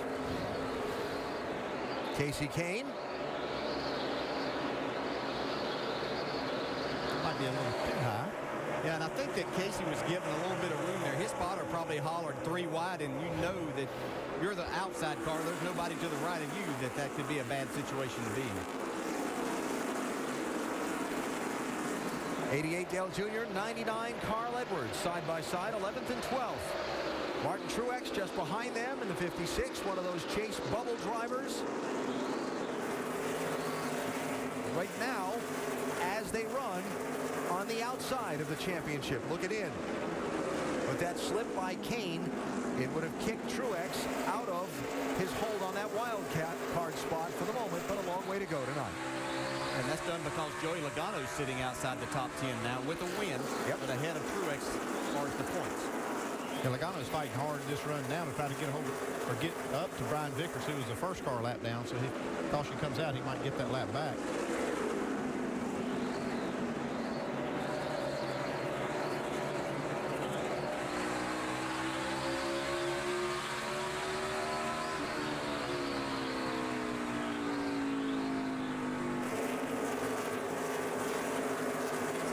Drivers trying to make that high line work. They know that if they're going to try to make a pass, if they're going to have to venture up there, they can help get some rubber put down there. That's only going to be better as the night goes on.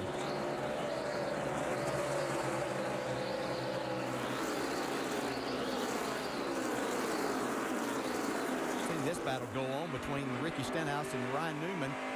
Just behind them, 2 drivers racing for the lucky dog spot, if you will, Brian Vickers and Marcus Ambrose right in front of Joey Logano. So a lot of side-by-side racing going on.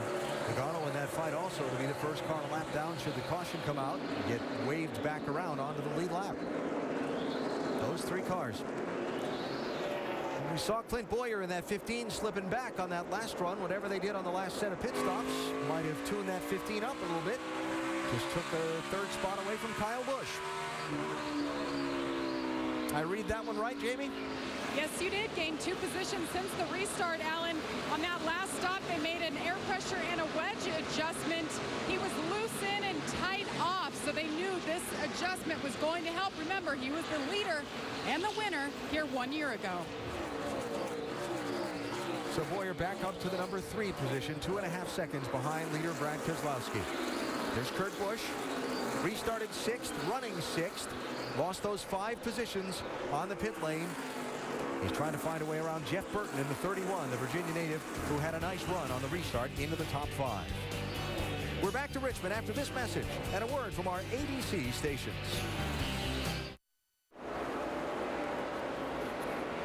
Back at Richmond International Raceway, the race to the chase. Hard to believe we were already 159 laps into this thing.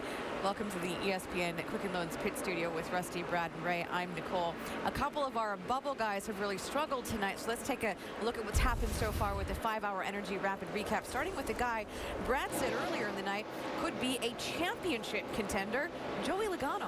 Yeah, they've lost some consistency in this race. They've just flat missed the setup for the start of this race. They're paying for it right now. They got a long time to go. I think they could right the ship, but they got to get a lap back. But right now they're a little bit in trouble.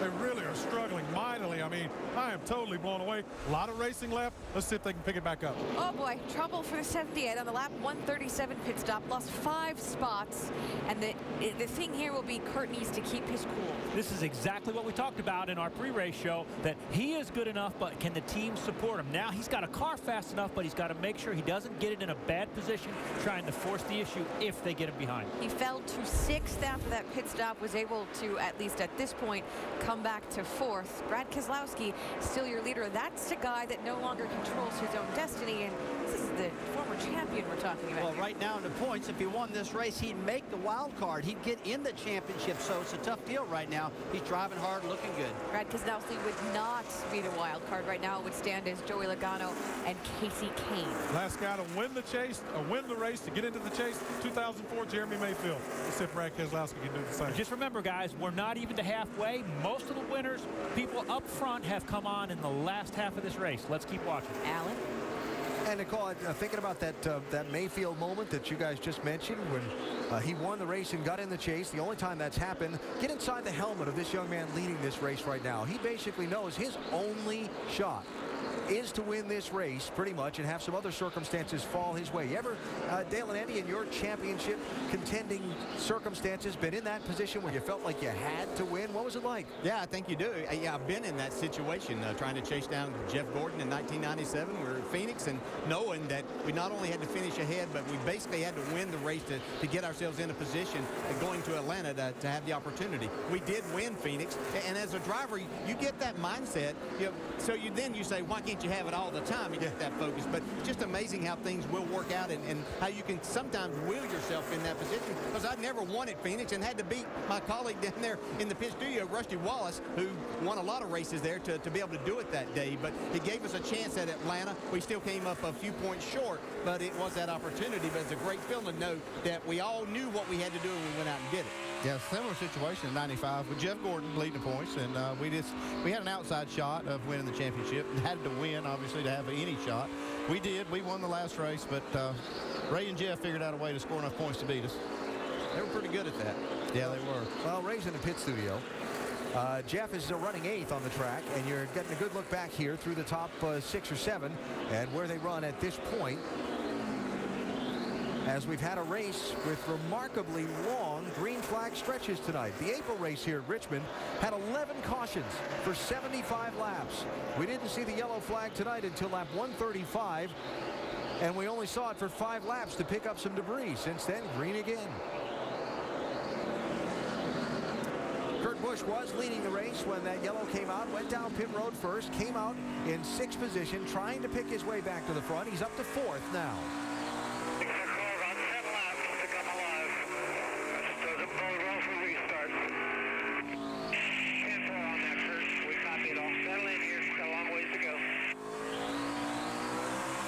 So Kurt thinking ahead and giving his crew chief information in case we get that late yellow.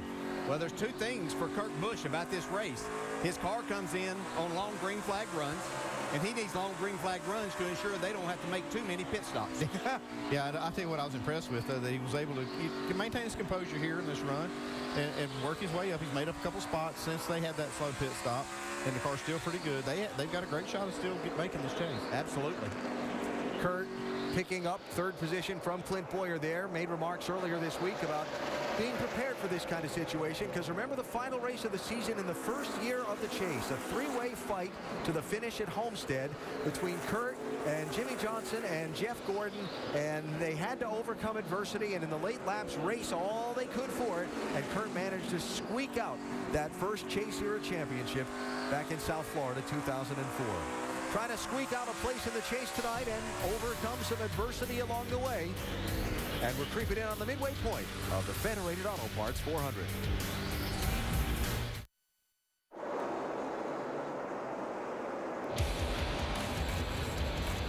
ESPN's coverage of the NASCAR Sprint Cup Series on ABC. Brought to you by Pepsi Max. 0 calories, maximum Pepsi taste. Napa. Stop by your local Napa store to experience the Napa know-how difference. And Viagra.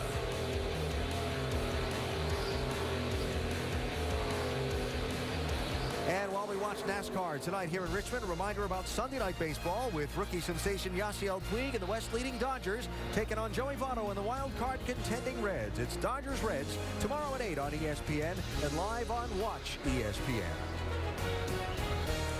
And While we're talking about ESPN, happy 34th birthday to the worldwide leader. 34 years ago today, first came on the air. Wonderful day. Brad Keselowski, the race leader in the 2, in some lap traffic. He's got a new second-place car behind him. The Outlaw rides again. Kurt Busch up into the number 2 spot. Here's Kurt getting by Jamie McMurray a couple laps ago to pick up that position. I'm really proud of Kurt Busch. You know, as a driver, it is frustrating whenever you have a great car and you go in the pits and lose a number of positions. But he held everything together, got himself back, and really been the fastest car on the track. 2.9 seconds behind Keselowski as he tries to work on the leader. Jeff Gordon, remember, led the opening 49 laps of this race from pole position. He's mired back at 11th spot right now, being chased hotly for that position by 88 Dale Jr., 39 Ryan Newman, and the neon car there, 27 Paul Menard.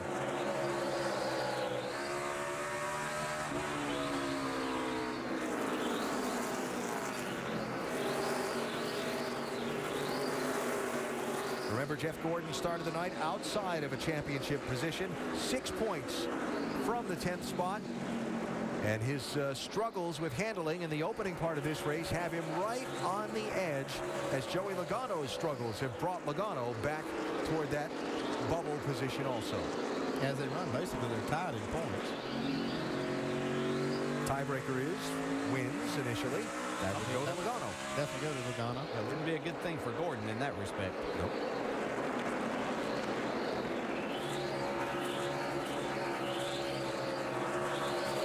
They've got a setup that's good for 30 to 40 laps on this 24 car.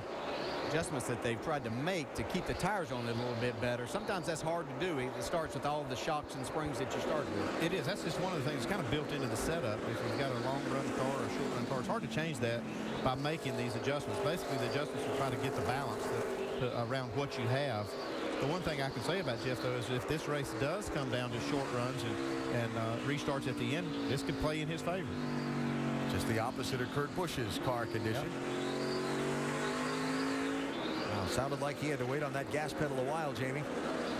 Yes, he did. Jeff saying on the radio just a moment ago, guys, this is the worst we have been all night. The car has not been where he's wanted it since he led those opening 49 laps. They've been working to adjust on it.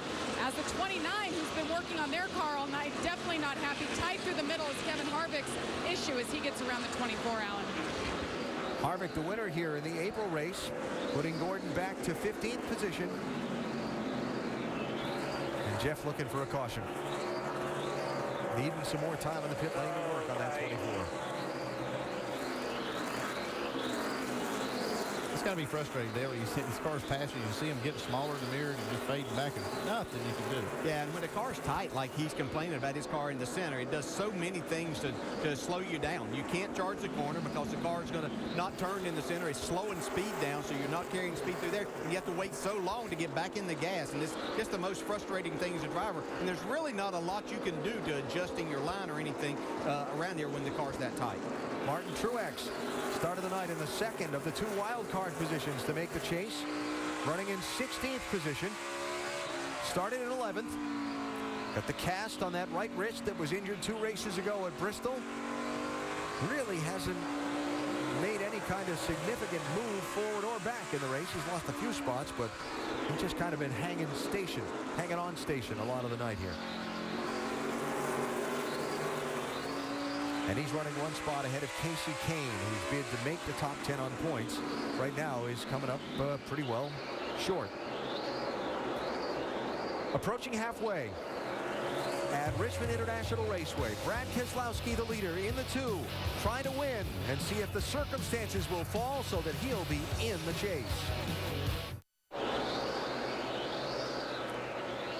5 laps from halfway tonight at Richmond International Raceway, and you're looking at the race leader, Brad Keselowski, last year's NASCAR Sprint Cup champ, trying to find some way to race his way in to the chase field that'll be determined at the end of the race tonight.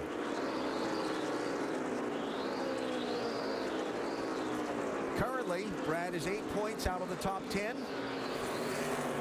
Again, started this night back 15th in the standings, 28 points from 10th place without a win he's got to win and have some other circumstances fall his way to work his way into that championship group for another year. He's doing everything he can do right now. He's led the most laps to this point. He's up front right now, and victory is what he needs. And now we take a look at the danger zone, brought to you by Nationwide Insurance. And so you ask, how does showing you that we have only had one caution and long green flag stretches present a danger zone? Well, it's a danger when your car is looking better on short runs than long runs. And for Jeff Gordon, trying to race into the chase, this green flag profile of this race is causing him some danger and some heartburn. Yeah, he's hoping that's going to shift in the second half of the race. The track's going to change a little bit, too, as it starts getting cooler tonight. We saw him last year. I mean, he was out to lunch the first half and then made some changes and the track changed, and he was on fire at the end. Yeah. He's not going to give up. In last year's race, Jeff got lapped at lap 130. Got back on the lead lap with a free pass when it rained at lap 275, and that put him on a pit strategy that turned out to be advantageous compared to Kyle Busch's team. Gordon ran back up through the field on fresher tires and then held the track position to finish second, and Kyle Busch wound up missing that second wild card spot by just a few points. That was a year ago. Yeah, if he ggets rain help tonight, he's got more power than we ever thought that he had. Yeah. Plowed around. So. Yeah. Plus, they're going to have to do some more work with this race car. You can't, even in a scenario where it's a short run type deal with the car that tight, you're just not going to be able to get the job done that you need to do. And here's a situation coming up to put his teammate a second lap down. And this is not helping Brad Keselowski. Joey Logano is struggling tonight. Because Logano has a win, knocking him out of the top 10 in points, which this race might do, puts Logano back in need of a wild card to make the championship. Well, Keselowski really needs Logano to race his way in on points into that top 10. And right now he is in the top 10 only because Jeff Gordon is not running that well, and he's back in 15th. Yep. So there's just so many scenarios.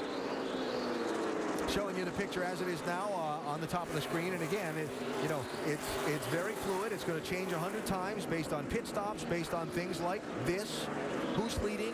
Who's led the most laps? But for now, Keselowski doing everything he needs to do, and it may still not be enough. May not be, and you can see in that last shot that showed the 78 car coming into the picture also. Another driver doing everything that he needs to do just to be solid throughout the night and not create any problem for himself. Kurt Busch solidly in that second spot, but gaining on the lead. 18 and 16, Kyle Busch and Greg Biffle racing for 6th and 7th in some lap traffic. Biffle, based on what we saw in practice, didn't expect this solid a night from the 16, but they're making it count. Yeah, I didn't expect this at all, and he's had a really pretty solid night so far. Yeah, and it's gotten even better. They started out the race kind of just okay, fell just outside the top 10 there a little bit, but I didn't see this coming from that, and I'm not sure they did. I think they thought they improved their car, but they've made another adjustment during the race here and really improved this car a lot. When you're out running Matt Kenseth and trying to pass Kyle Busch at Richmond, you've got a good race car.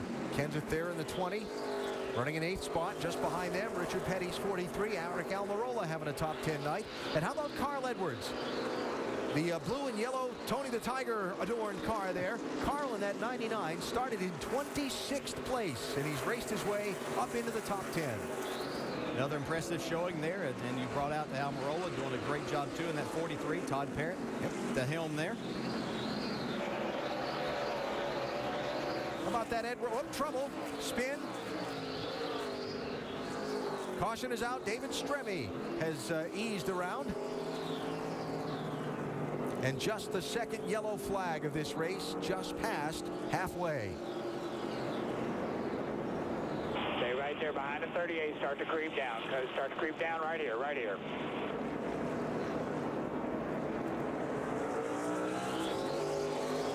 David in 39th place, 5 laps down to the race leader, but he's eased around in kind of a 90-degree slide in turn 4. Hey, it wasn't necessarily racing. I don't think he was racing there. Here he is. I don't know what he was doing. It's on the outside of some faster cars. He just got in there a little bit too hot. Got up into where there's not quite as much grip.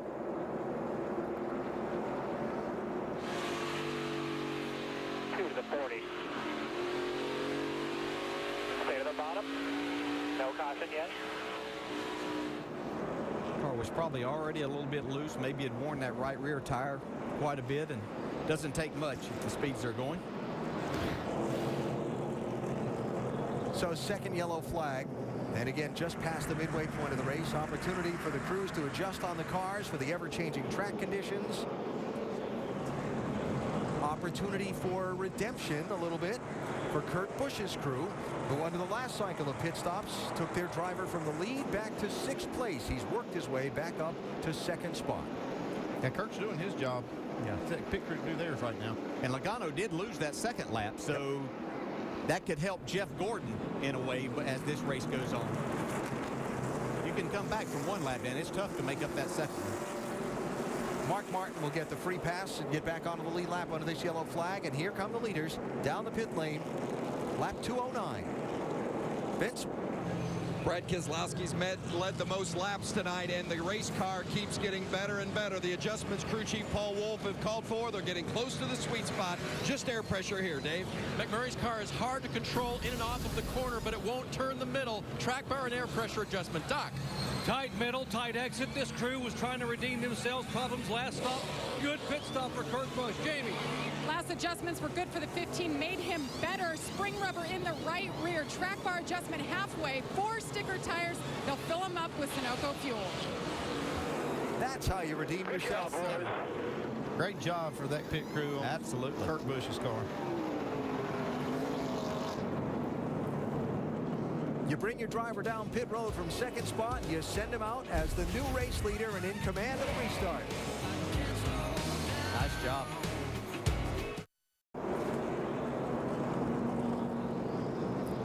Under caution tonight here at Richmond, a little Saturday night racing under the lights. For the NASCAR Sprint Cup Series, take a minute and tell you about some football under the lights as Monday Night Football is back on ESPN. Opening week with a doubleheader. First at 6:55 Eastern, it's the Eagles and the Redskins. Then at 10:15 Eastern, the Texans and the Chargers. Coverage starts with Monday Night Countdown at 5. Then the NFL doubleheader on ESPN and live on Watch ESPN. Lap and a half from the restart. Our ESPN in-race reporter tonight is Martin Truex Jr. running 19th. Hey, Martin, Dale Jarrett, you with us?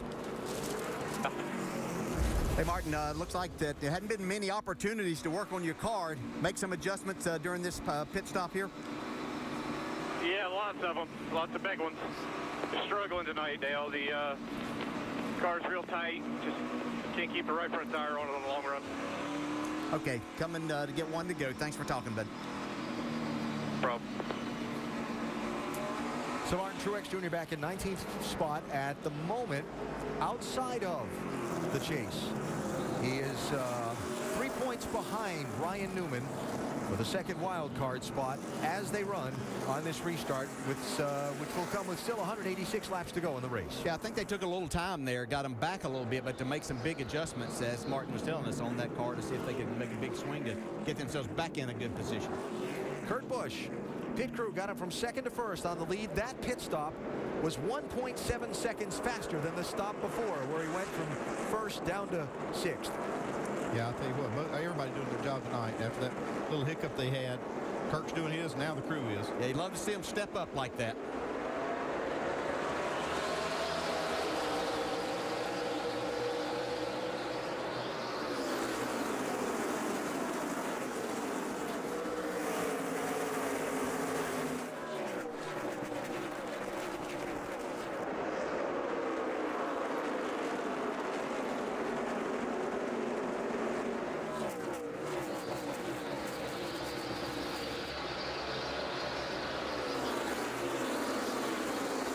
Saw like I did when they tore off towards turn 1 on that restart. Something went flying up in the air off the nose of one of the cars with a big spray. Yeah, it looked like maybe a drink bottle or something. I saw it right here where he's...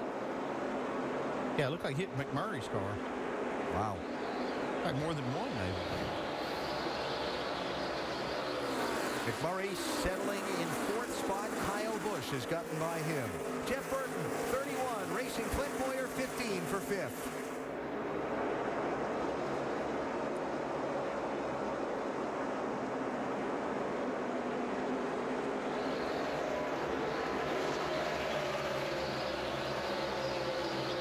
Mike Moyer might have worked on his car during that caution that time. Got a lot of speed right now, bumping Jamie McMurray, trying to get him out of the way. And while that happens under the green, Jimmy Johnson is on the pit road. Vince. Yeah, Johnson's been having handling issues throughout the course of the night. Now they're working on the left rear, and almost a smell of burning down here. A little bit still diagnosing the issue as soon as we get an idea. A battery issue we're just hearing now on the radio for Jimmy Johnson. Now that continues. A terrible run for Jimmy Johnson that he's had over the last month. Last three finishes, 40th, 36th, 28th. Not the way you want to start pursuing your sixth championship. Yeah, it's hard to just flip a switch when this chase starts and be, the car to beat like we saw him earlier in the year. This is not good news for that 48 team. I know tonight doesn't mean a lot as far as making the chase or even bonus points are concerned, but this is not a good run for them. That Pocono race, Jimmy was leading.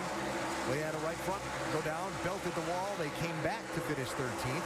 Uneventful race at Watkins Glen. But then the troubles at Michigan, Bristol, and Atlanta. And Johnson now facing going into the chase with zero momentum completely. Yeah, it's going to be difficult. Brad Keselowski's got some momentum, though. I was impressed to watch him drive by Kurt Busch right there. And yeah, it's important for him right now. That's the driver that's in second that he passed to take the lead has led the second most laps. And Brad Keselowski needs every point he can possibly get here tonight to have any chance. But it's early in the run. And Kurt Busch has talked about his 78 car being better on the long run. Yeah, he said last run it took about 10 laps, I believe is what we heard him say before it started coming around. But in Brad's case, you'd like to know that you can do that if we have that late caution and going to set something up, that you do have the car right now that can make that happen. And Brad's car is pretty good on the long run, too. Off the pace, Jeff Gordon. 4,600, watch his speed. From 21st place. What are they saying, Jamie? Jeff Gordon just came on the radio and says, I got to come in, guys. I got to come in. That's all that he said. They're thinking something with the right front.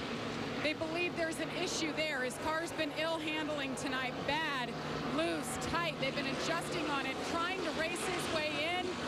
Jeff Gordon, of course, tonight started on pole, looking for a win, trying to get into the chase like last year.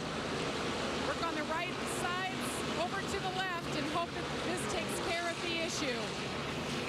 Jeff Gordon, 4 sticker tires. Unfortunate turn of events. The night's gotten worse now for the 24. Now, Jamie will have a look at that right front that came off of Gordon's car for us and see whatever the follow-up there is for the 24. Remember, he got a lap down in this race a year ago and came back in the second half of the race to race into the chase.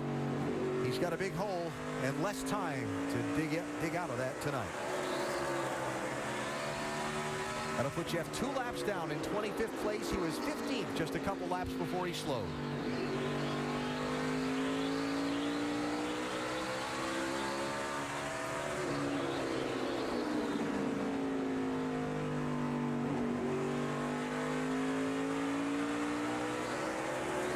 Going to have any shot whatsoever. He's going to have to drive by the leaders, who you can see second place car there, and get himself back to just 1 lap behind. Yeah, he should be able to do that. I'm just looking at his lap. He's got 25 lap or so fresher tires than his leader, so he should be able to drive right by Brad Keselowski and get back to that 1 lap down.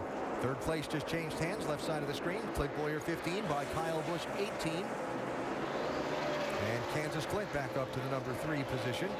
Finished second and first the last 2 races here at Richmond, and looking for a win for some bonus points for his seeding for his championship bid. Remember, Clint finished second in points last year.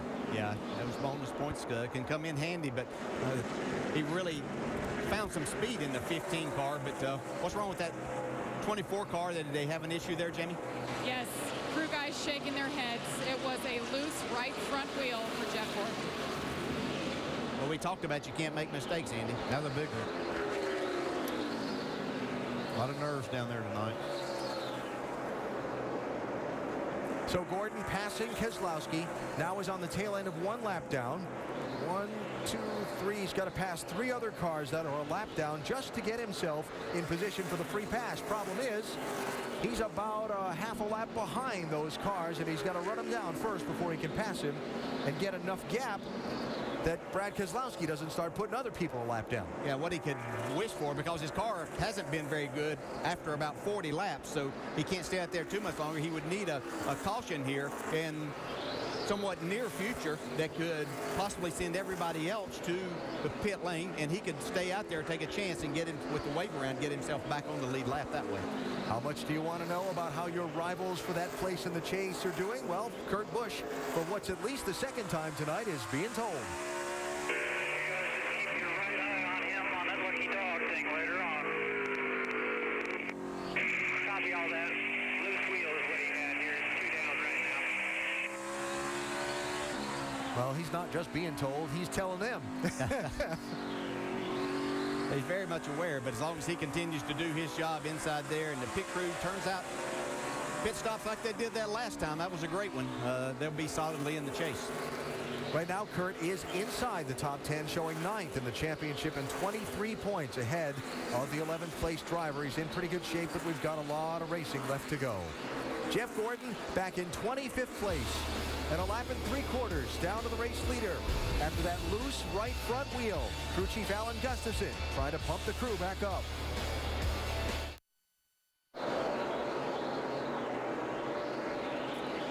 The race leader at Richmond International Raceway, Michigan's Brad Keselowski, last year's NASCAR Sprint Cup champ, came into this night in a fairly desperate situation where the championship is concerned. Knew he pretty well had to win, something he hasn't done all season so far. But tonight he's led the most laps, he's in the lead, and we've still got 160 laps to go. But for now, Keselowski putting himself in position to try and make another run at a championship. There you see Dale Jr., Greg Biffle, Kurt Busch, all at the moment fairly comfortably in. Joey Logano struggling tonight, but at the moment inside the top 10 still. If Keselowski gets the win, it'd get him one of the 2 wild card spots and knock Ryan Newman out. But we've still got those 160 laps of racing left. It is a lot, but you look at that, it's fascinating to think that we could have 3 drivers in the top 10 that have no victories, and there could be 2 drivers outside the top 10 that have wins but don't make the chase.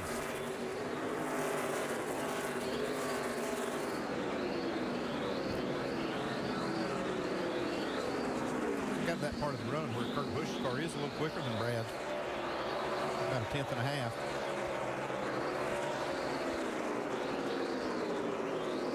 Kurt 0.8 of a second behind, and Clint Boyer is another 2 1/3 seconds back. Great to see Tony Stewart back at the racetrack this weekend. First time since he was injured in that terrible sprint car wreck a little over a month ago. The compound fracture to the lower leg on Stewart, but he's here. He's in a little motorized scooter.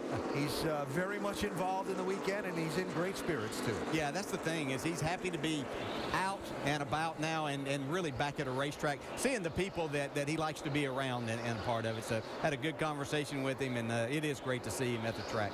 Yeah, I saw him in the motorhome lot just earlier today, and he was in great spirits and kind of moving around, more mobile than I thought he would be. Ryan Newman trying to find a way to race into the chase in that 39 car. You see he's currently 9th with a win this year, that big win at the Indianapolis Motor Speedway. It's not going to do Newman any good if things were to finish as they are now, because Brad Keselowski's win would get him a wild card. But again, with Logano struggling and all the different things going on, it can change 15 times between now and the checkered flag. But that's kind of the fun of it, isn't it? Exactly. When you're on this side. Yeah. Creeping in slowly on the back bumper. That long run car that Kurt Busch has for the night. And I can tell you right now that we just showed Tony Stewart. He would be a big fan of Kurt Busch right now. He's going to be part of his team next year. Yeah. But he could help his team out immensely if he were able to get in front of Brad Keselowski, because that would put his other driver, Ryan Newman, in one of those spots for the time being. Layers to this onion. Yeah, for every winner there's a loser.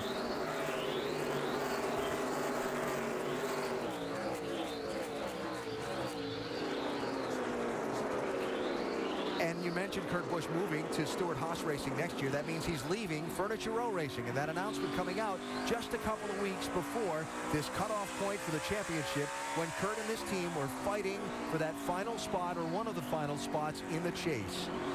Could have become become a huge distraction.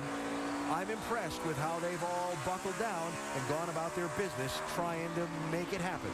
I don't think so. I think this is probably the best thing in the world was them to get all this news out and get it out of the way. I don't think it's going to distract them at all. I talked to Todd Perry. He's kind of a friend of mine. I talk to him almost every week, and they're still just as confident as ever that they can make this chase and it can be a big factor in it. If they have something that's going for them, in my estimation, is that this is a smaller team. It's basically a single car operation, not as many employees, not as many people to get disgruntled. A lot of these people that are on this team haven't had a lot of success, so they see this as their opportunity, whether their driver's leaving or not. Hey, let's make our mark. Let him go on there. That will just bring us another good driver here because they see we can get the job done. Update on the 78 from Doc. Cars seem to be getting better and better in terms of what they're doing on the racetrack. You can see now by pulling in behind the 2 car, he had gotten a little bit loose because they made a wedge adjustment, an air pressure adjustment on the last stop. They were concerned about it getting too loose in the middle, and now the car has gotten better, and he is making a move to try to take that lead away.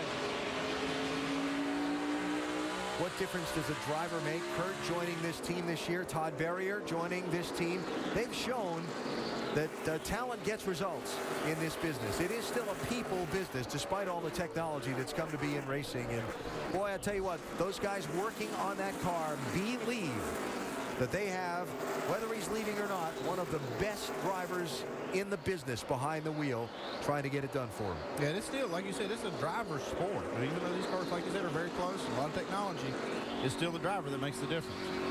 Well, the driver of the 78 is Kurt Busch, trying to close on the driver of the 2, Brad Keselowski, for the race lead as they all work toward a place in the chase. Back after this from your ABC station.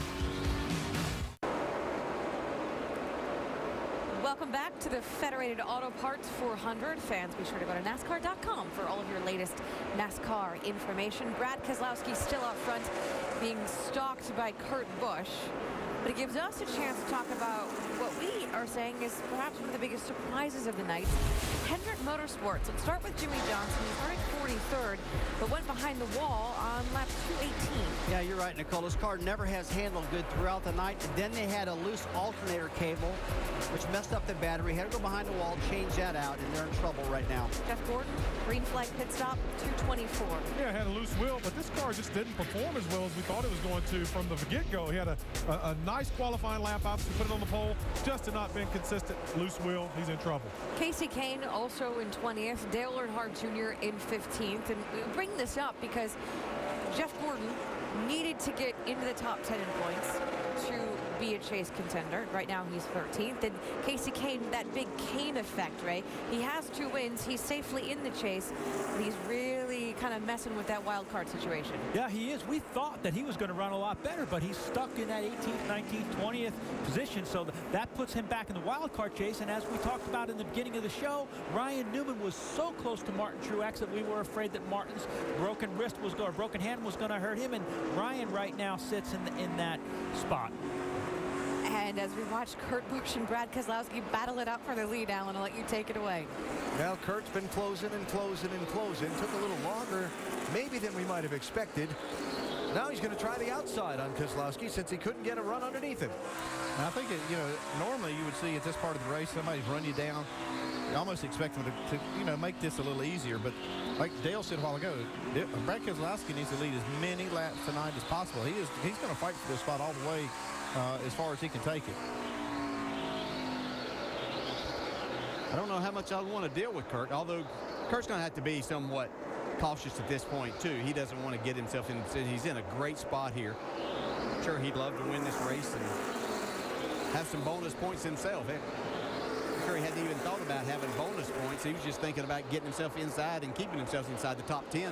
Caution's out. Debris back straightaway. Inside of the back straightaway. Debris has just hit the racetrack.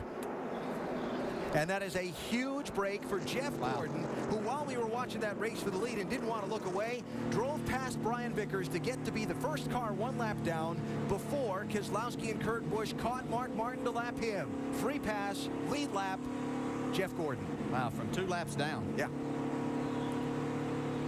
Big, big, big. Never give up. You can breathe, Alan. He was just well, not yet, but you know what I'm saying. Yeah. He was hoping it's going to be a lot easier than it's been tonight. Yeah. Started off great on the pole, new track record.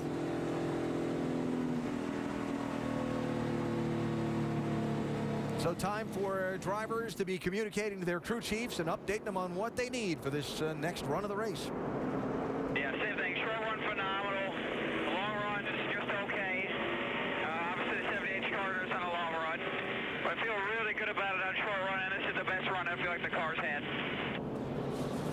Based on the way he held off that 70 over the long run, I'd agree. Yeah, he's got good short run speed and decent, like you said, decent long run. He was able to hold the lead for that full run, which was almost 60 laps.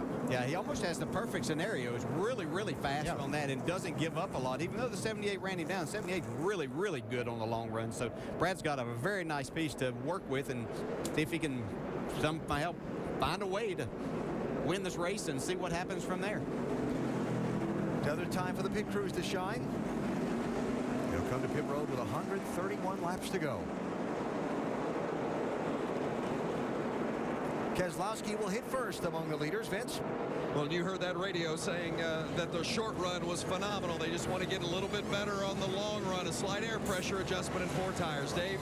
Burton's car has been great on the long run from 19th to 4th. Legitimately, another 4-tire change, slight air pressure adjustment, a little tight, Doc. Kurt Busch getting a little bit loose, a half a turn down on the track bar, 4 tires, Sunoco fuel. Jamie? And Clint Boyer, you saw another chassis adjustment there. Track bar adjustment helped last time, helped early, but the car went back to not turning in the center. Oh, Clint Boyer's team. Gonna get it done. I'm not too sure that Kurt Busch didn't back off a little bit there to let Keselowski have that so he could start on the inside. Interesting. Very interesting.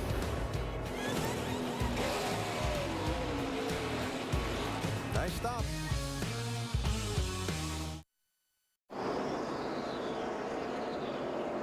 Still working caution here at Richmond. Doubling up for the restart. Gives us a minute to tell you about next weekend's NASCAR action at Chicagoland Speedway in Joliet. Nationwide Series Championship fight continues Saturday. See it on ESPN at 3:30 Eastern Time. And then race number 1 in the chase for the NASCAR Sprint Cup, the Geico 400, next Sunday, 1 Eastern Time on ESPN from the sparkly Chicagoland Speedway. Look forward to that. Yeah, sure do. That's always giving us kind of a preview of who to look at there. I remember Tony Stewart a few years ago started his big winning streak. So Clint Boyer's team gets him from 3rd to 1st on the pit stops. He'll be the new leader. Brad Keselowski will have that somewhat disadvantageous outside lane for the go with Kurt Busch inside of row 2. And look who's up to the 4th position, Kevin Harvick.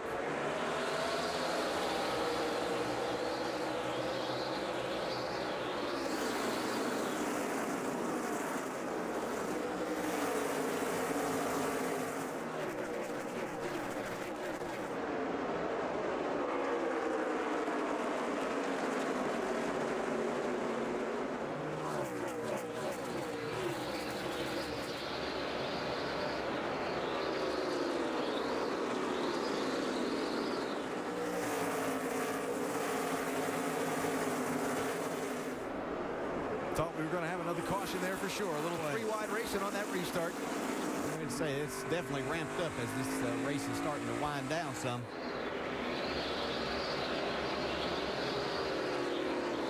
Race leaders Boyer, Keselowski's 2nd, Kurt Busch is 3rd. This is for 4th. Harvick 29, Burton 31, and Newman 39, continuing to chug toward the front. What a second win tonight would mean for him. Penalty for Juan Pablo Montoya. Speeding on his pit stop, did not position himself where NASCAR officials wanted to, so he is being given a pass-through penalty here. Montoya was 8th at the caution flag. He had a really solid run going. He had come back from a lug nut a problem earlier on. 16 Biffle, 18 Kyle Busch, 7th place. Great drive tonight for Biffle. Not spectacular, and they won't be happy with it, but under the circumstances, if things hold up as they're going now, it's going to get him into the chase.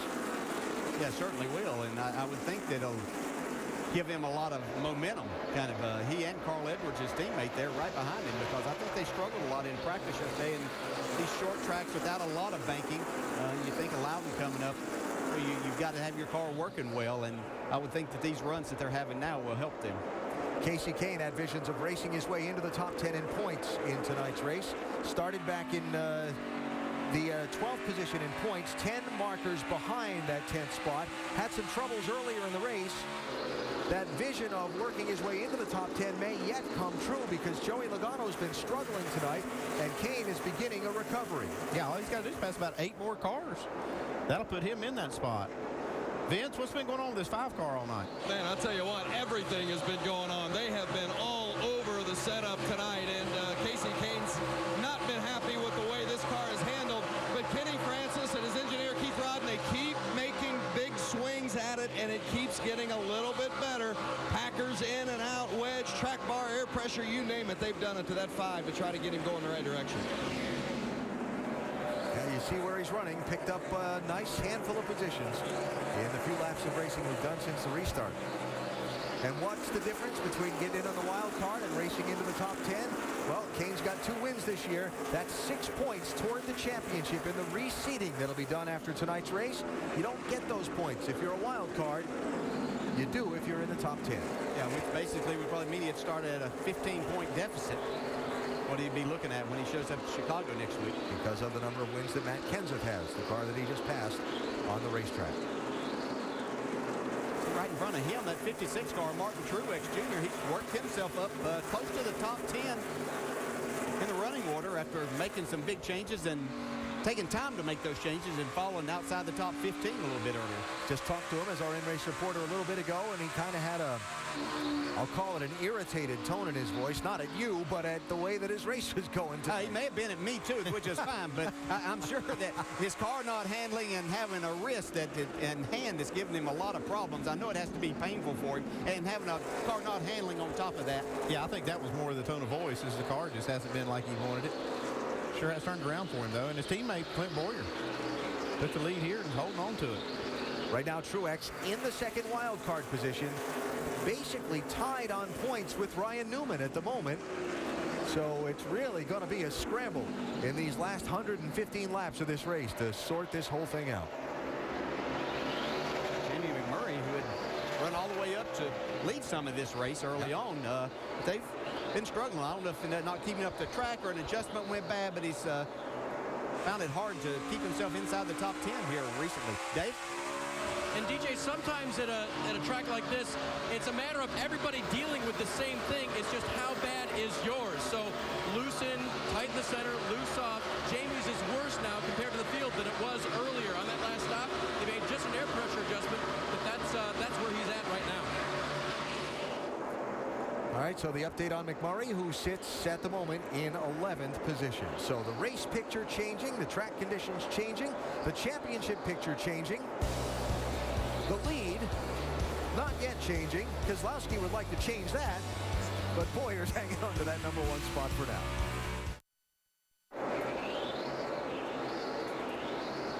The live scene at Richmond International Raceway in the chase determining race for the NASCAR Sprint Cup Series, the Federated Auto Parts 400. Getting down to the final quarter of the race, the picture shifting rapidly.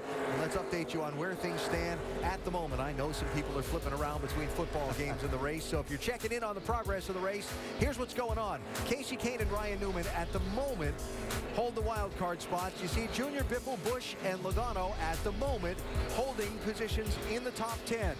One of the big stories of the night, Jeff Gordon, who started on pole position, led the first 49 laps of this race, but at lap 223 slowed from 15th position. As we check what's fresh off the wire, served by KFC, a loose right front wheel dropped Gordon a couple of laps down to 25th place, raced his way up to be the first car a lap down. A caution came out, got the free pass. He's back on the lead lap, but he's got some work to do. He's 9 points out of the top 10. He's winless this year. He doesn't have eligibility for a wild card. He's got a lot of ground to make up.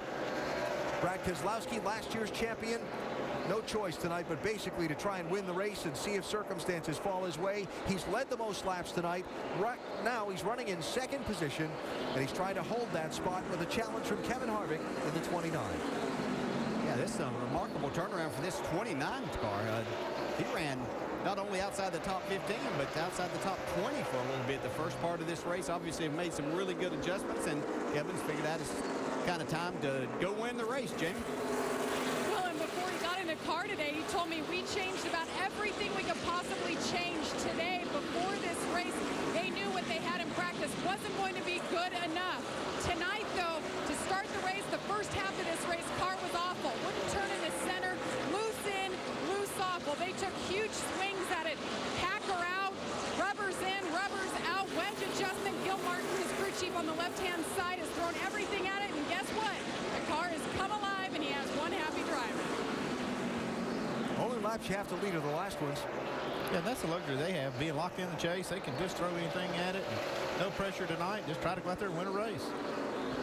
Kevin running third behind the 2 car in second, Brad Keselowski.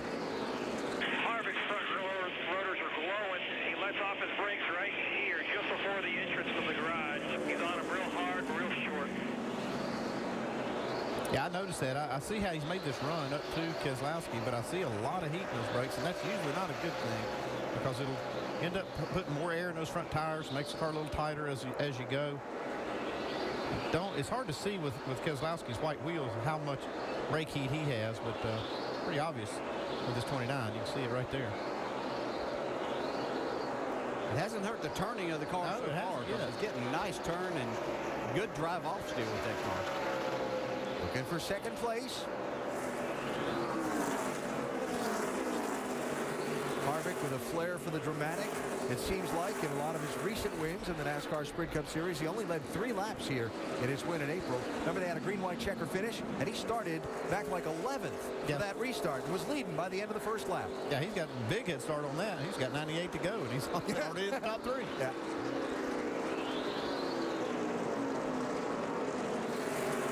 Keselowski needing to race hard and protect every point that he can protect to have a shot. Right now, with Boyer having moved away from Keselowski, Brad could use a caution. He just doesn't need to be almost the caution. Be one right there. Harvick gave him a shot. Little calling card right there. Harvick's thinking, you know, I've run you down at this point in time, and he's also looking in his mirror and seeing that 78 car, Kurt Busch, is called up to him. Whoa! Yeah, but it is a race. That was a big bang. Keselowski gets paid to drive this car hard and not give up spots. Absolutely.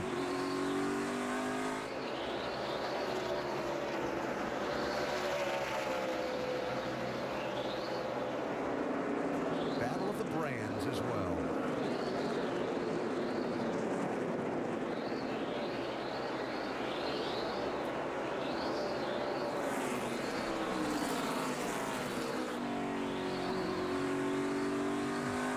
Harvick thought that he'd got back through that corner and into the gas good enough there. He might have him cleared. It was a great shot. You could see him inching up there, but then was able to realize just at the last minute that he didn't have enough room to slide up in front.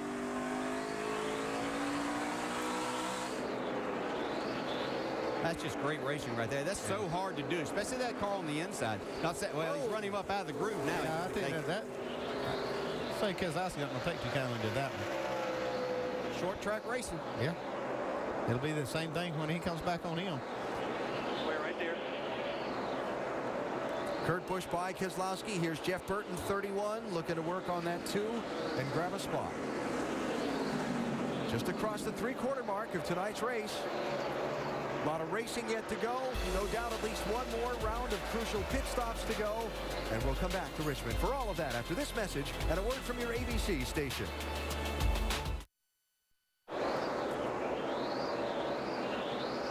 Clint Boyer, the race leader. Tonight at Richmond International Raceway in the Federated Auto Parts 486 laps to go. Boyer, winner before here at Richmond, trying to gain some bonus points for his place in the chase. Time now for unlimited access to the NASCAR Sprint Cup Series with NASCAR Mobile 13 and unlimited talk, text, and data on the Sprint Network. 12 different lead changes tonight. Brad Keselowski's done most of the leading. He's led twice as much as the next driver in line has. You can get unlimited access to NASCAR with the NASCAR Mobile 13 app. Join the family with the unlimited My Way plan, guaranteed for life and only from Sprint. Sprint.com/speed has details. So there's Boyer, Kevin Harvick in second, red and white car, Kurt Busch third, Black 78, Jeff Burton 4th in the 31. Now Brad Keselowski has slipped all the way back to 5th place. And maybe still smarting just a little bit over the way that after racing Kevin Harvick side by side for several laps, that little side-by-side fight ended. I'd say it's fair to say Brad's still thinking about it based on this. Can't wait to give me new tires, give me to the front, and I'm going to use it out of that 29. Gonna have no left front fender, I'll left it. Short tracks, short tempers, and the shorter the number of laps left, they boil. And certainly from a driver there that knows what he has to do and get the job done. I don't think he'll take any prisoners as he tries to go back forward when he does get fresh tires on this thing. And Brad was racing hard for that spot. I'm sure Harvick was frustrated, but you know what happened was it was actually later right there. He ran him up in turn 4 and just kind of ran him out of the groove and took the spot. I think that's what Brad's mad about. I mean, he's not mad about racing hard. Yeah, but it's racing. I mean, it's been on both ends, and that's what you have to do on these short tracks sometimes. And as a driver down the inside, you know, you work and you work and you work, and sometimes you just have to use a little bit more. So Ryan Newman and Martin Truex Jr. are the fascinating story at the moment within that Chase bubble story. Newman right now holding the second wild card spot. Martin Truex Jr. only 2 points behind him in the point standings. Truex running 14th and Dave Newman running 7th. Both of them one-win guys coming into this race. And Newman really thought he would make his hay last week in Atlanta, his mile-and-a-half specialty, but they couldn't get the win. And coming in here, they were a little bit pessimistic because they'd had such a poor test. But all night long, they've been chipping away at the car, making it better. And Newman, by the way, doesn't want to know anything about points, according to his crew chief on the right, until later in the race after the last pit stop. Then they'll worry about that. But for now, it's just about driving to the front. And so far, Newman's done a good job. Dave having a very solid drive and trying to close in on this fight for a spot as Keselowski and Carl Edwards fight for 5th and 6th place back and forth in and out of lap traffic.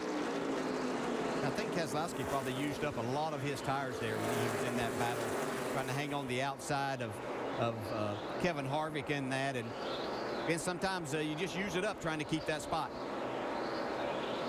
Well, that's exactly right. In fact, Brad indicated that he felt like maybe they leaned on him a little too hard early in the run when he was trying to keep up with Clint Boyer. And then the battle with the 29 added to the issue, and the 2 of Keselowski definitely need some fresh rubber right now. But they were on pit road at lap 269. They need one more pit stop before the end of the race. Question is, when will that pit stop come? Will it be under green? Will it be under yellow? Go about 40 more laps on fuel. We'll see if it can go that long without having a caution. Gordon has worked his way back to 15th spot. Watching him. The plot thickens. Yes, it does. That leaves Jeff just 5 points behind Joey Logano for a spot in the top 10. Logano running 25th, 2 laps down. How's it going to play out over these final 75 laps at Richmond?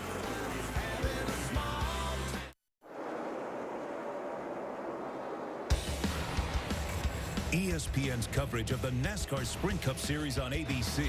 Brought to you by KFC. The amazing taste of KFC original recipe. Now available without the bones. Today tastes so good. The makers of 5-Hour Energy.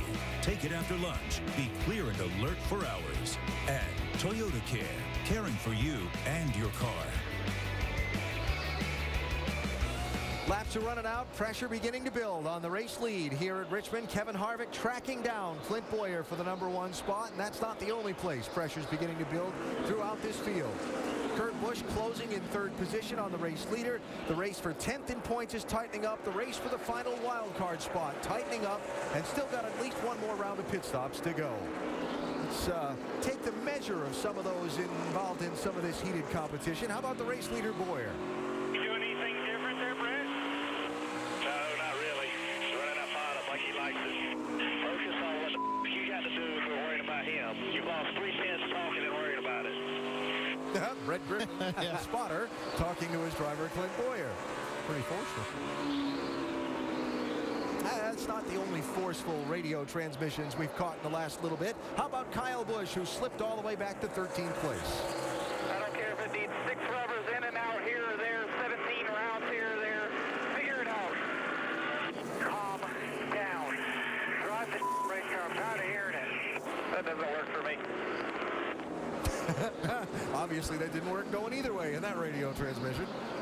Now, we heard yesterday this was a new chassis for them, newest design. It's something that they were hoping might take into the chase. I'd have to say that Kyle has any say-so about it.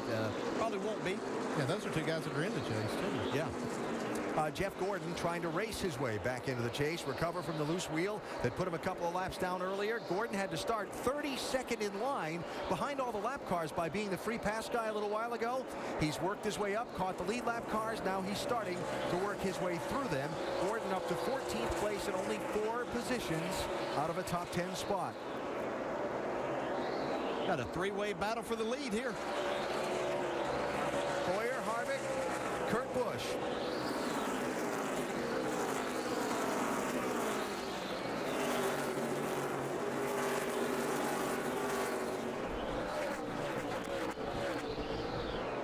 Yeah, I'm really impressed with this 29 team and how good they have made adjustments on that car.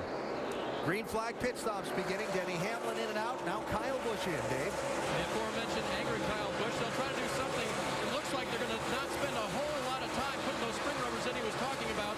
Pretty quick pit stop for Kyle. It will be a wedge adjustment on the left side. Andy, a little short pitting strategy here. Yeah, well, they needed to. They were dropping. This is not a bad move for them. They did make a chassis adjustment, but I didn't see 17 rounds going in. I think I might have said 1. Danger is if the caution comes out before the whole cycle of pit stops works its way through. Yeah, but they're in the chase, so that's a luxury they have to do that. To see Jeff Burton, who's running up close, coming on the pit road now, too. He's not going to be in the chase, so he can take that gamble, too. Dave? Great run for him, though. They have really run well, past cars on the racetrack, and minor adjustments all night long. It'll be a 4-tire change for Jeff. Just an air pressure adjustment again. He was looser in the middle and looser in and tighter in the middle this run than he's been on the previous runs. Vince? The 2 of Brad Keselowski has led the most laps tonight, but if he's going to win this race, he needs to be better on the short run. So they're going to make a chassis adjustment to help him. Fill it. Give him some Sunoco fuel and put 4 fresh tires on it. That's what he needs the most. See if he can get something here on this short run. Pit stop, clean off the grill, and away in less than 13 seconds. Now, this is another team that needed to gamble. They had to do something to try to get back in position to win this thing. Nothing else will work for them. Casey Kane coming down the pit lane. Vince? Casey Kane says the front is still too tight, but the center has gotten better. Track bar adjustment for them, an air pressure adjustment, 4 tires and fuel. Casey Kane is locked in, but trying to get to the top 10 to take advantage of those bonus points, Alan. And the leader is on pit road. Boyer's in, Harvick's in. Stops coming with 58 laps to go. Jeff Gordon following these leaders down the pit lane. Jimmy Johnson with trouble. Is this going to bring out a caution? A lot of damage on that right side. He can't make it down the pit road. Caution is out. The picture changes again.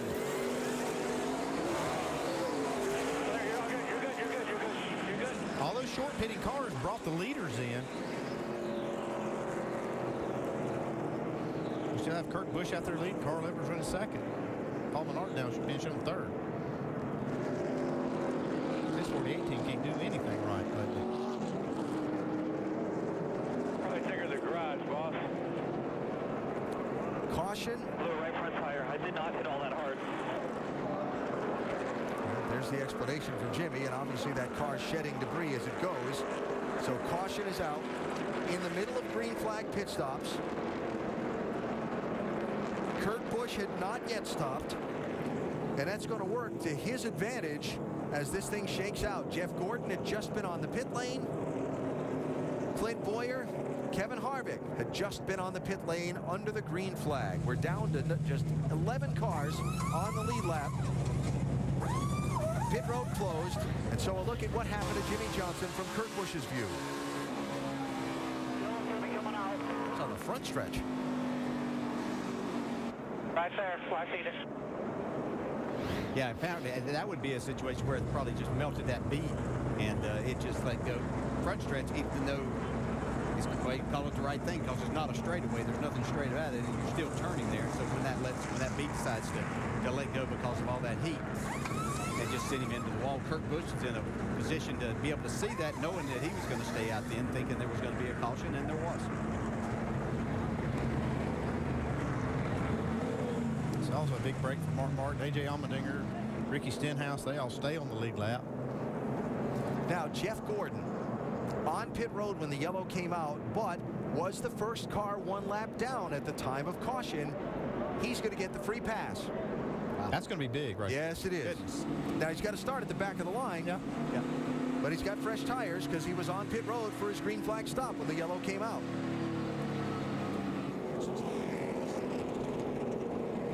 If he stopped in his box. I want to double check that.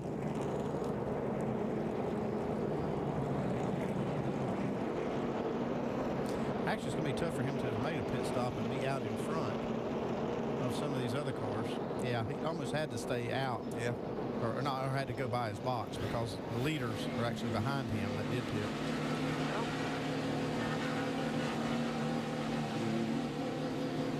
All right, coming to you here. It's still a break for him. Watching. Oh, by far. Watching for the caution lights. There they are. Yep. And Caution's out. Just roll on through. Roll on through. It's going to work out for him, though. Still a break. all right, so he doesn't have the fresh tires. But he will. He'll get fresh tires. But he's going to have the free pass. He had to start at the back of the line anyway. Yeah, either way. And pit road open for the leaders here. All 11 lead lap cars will come in. Dave? Edwards gives up second, Jamie McMurray gives up fourth, and Ryan Newman gives up fifth position. Carl actually likes his car. Small adjustments. Newman not so much. He'll get a big chassis adjustment. Jamie McMurray, as loose as it's been in, tightest in the center, so he'll get a pretty big air pressure adjustment. Doc? Kurt Busch said loose end. They're going to put wedge in the left rear for the first time in 8. Said, I can't pass. Too loose. Going to get the corner. He's down and away. Should be their final stop of the evening. And a little exchange of track position there on the yellow flag stops. Kurt Busch losing a little ground. Field's going to have a little bit different look to it when we go back racing. We'll straighten it out for you when we come back.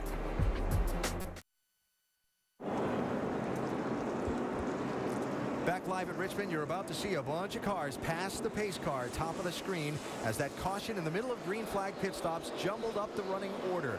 9 of those cars are taking the wave around. They are between the pace car and the race leader, so they're waved by the pace car on the last lap of caution, and they're getting back on the lead lap through that wave around. Those cars are Clint Boyer, Kevin Harvick, Brad Keselowski, Jeff Burton, Dale Jr., Kyle Busch, and Casey Kane. They're all back on the lead lap. They'll all be starting at the back of the line. Jeff Gordon gets the free pass. The new leader off the pit stops is Carl Edwards. How does this affect the championship picture? Well, the way that it all sorts out, Joey Logano is still barely clinging to that 10th spot in points, but he's 25th 2 laps down. Jeff Gordon only 2 points behind him. The wild cards at the moment in the hands of Kane and Truex, but Truex and Newman are going to race it out on the track. They're only a couple of spots apart.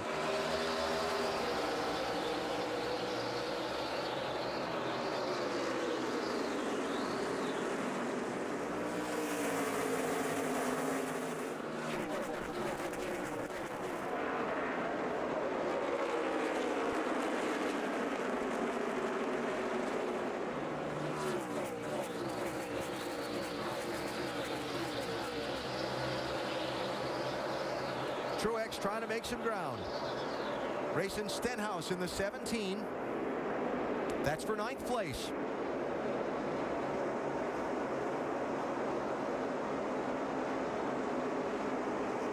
Mark Martin, 14, lead lap also. Hadn't yet pitted when the caution came out.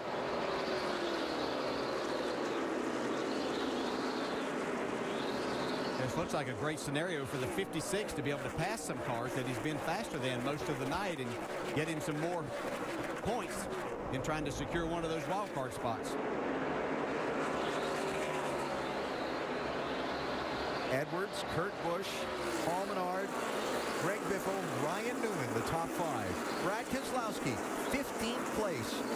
Led the most laps tonight, needs to win. Yeah, and he's racing that 29 car who he was racing earlier tonight. They weren't getting along too good then.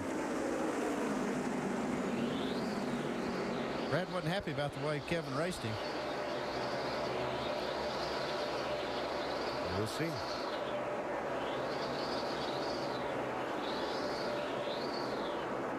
The great problem with trying to bump somebody and spin them out is you might spin yourself out in the process. Right.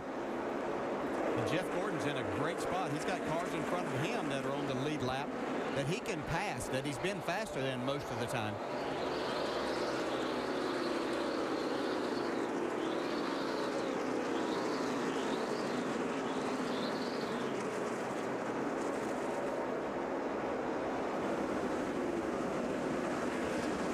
Ryan Newman, 5th place, 39 car, trying to take 4th from Greg Biffle in the 16. Newman showing, as they stand, a single point behind Truex for the last wild card spot. But even if he passes Truex for that spot, if Jeff Gordon picks up a couple of more spots on the racetrack, that knocks Joey Logano out of the top 10. Logano's got to win. He'd be ahead of Newman and Truex, and the wild card will change hands again. And Logano's fate kind of in everybody else's hand, too. He's only got a couple of other drivers, and only one right now that's in front of him. There's 2 laps down, so one more spot right now is all that he can pick up racing on the racetrack. So this is all in the hands of others and what they may can do. Wild. And Kurt Busch still looking to find a way to win. See if he can run down Carl Edwards with that long run car that 78 has been tonight. Yeah, I'm impressed by Carl Edwards and his team, though, getting themselves in a position, even though it took some circumstances to do that. But he's got a nice little lead there now. But that 78 will be coming whenever it gets down to the point that he's ready to go and know that he's not abusing his car. Yeah.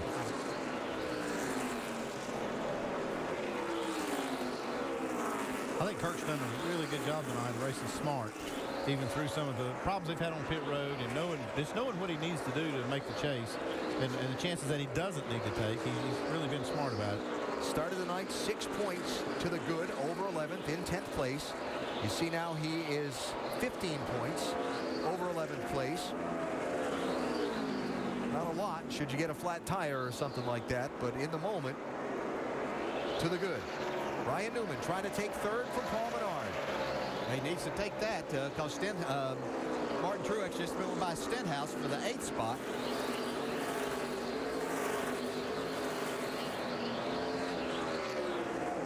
The rally continues for the 39, Dave.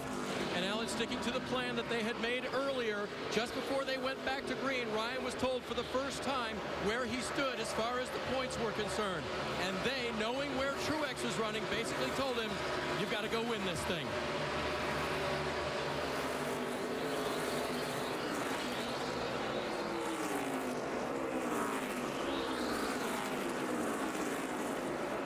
So Newman by Menard up to the number 3 spot. Truex holds the tiebreaker on Newman, by the way, should they tie on points and wins at the end of the night. 36 laps to go in Richmond.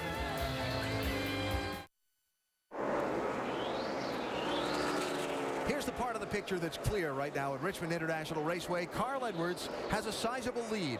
Got it on the last set of pit stops when a caution came out in the middle of green flag stops. Edwards' crew got him off the pit lane first. He took off on the restart. He's up by a 2nd and 2/10 on Kurt Busch, who's running 2nd. From there, the whole picture is very much a fluid one as far as who makes the chase and who doesn't as we get down into these final laps. So Joey Logano is running in 25th place. He can only pass one more car that's on his lap. Logano right now can get only as high as 24th as they run. Jeff Gordon has just moved into 8th spot. So on the track now, Gordon passes Logano into the top 10 in points, bumping Logano into the wild card, which bumps Truex and Newman out of a wild card spot for now. Unless Newman go win this race. Which he just took 2nd away from Kurt Busch. He's been the fastest car. Yeah.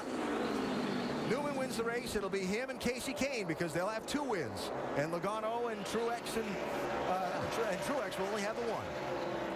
Got a long way to go. My goodness.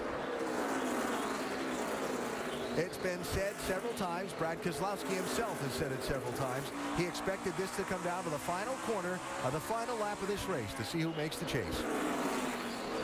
I can't disagree.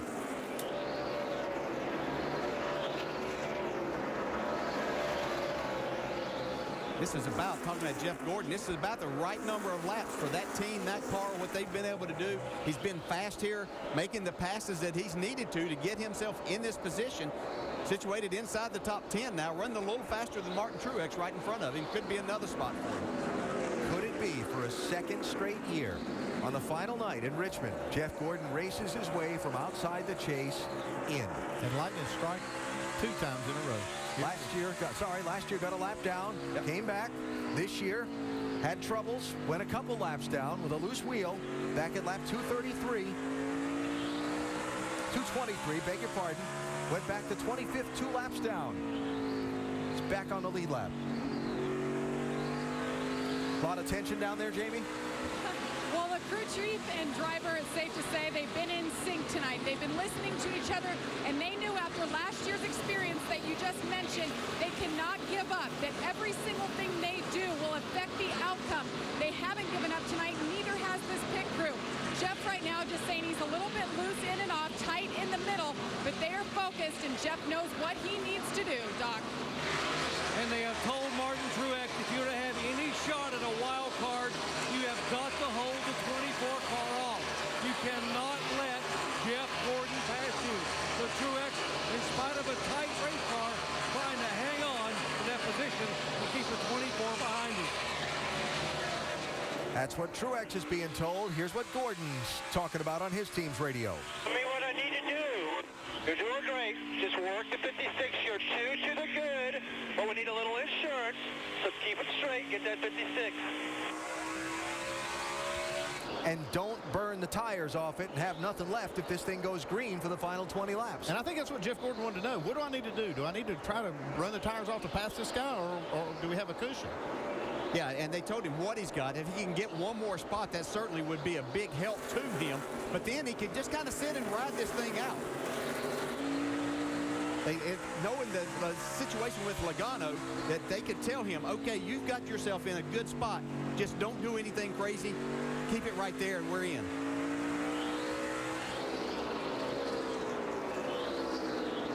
Up front, Edwards' lead was 1.2 seconds over second place. Now it's half that. Oh, my gosh. Ryan Newman is driving the wheels off his race car right now. Oh, Ryan, the 22 car is back out, which puts us back out.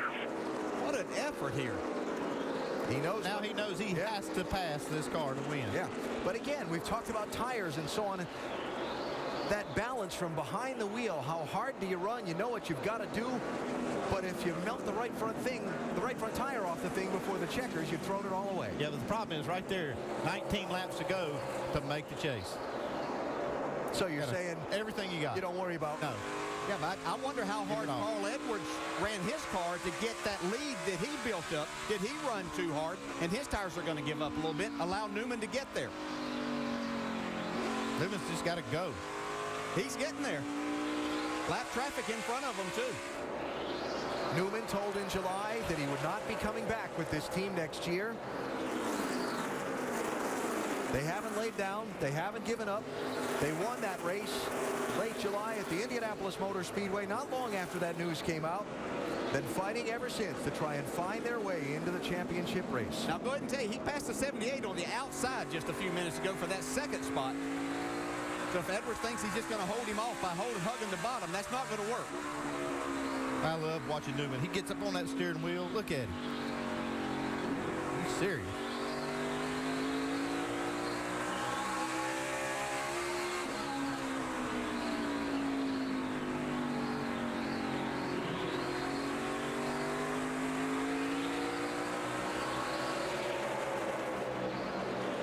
What it means is simple.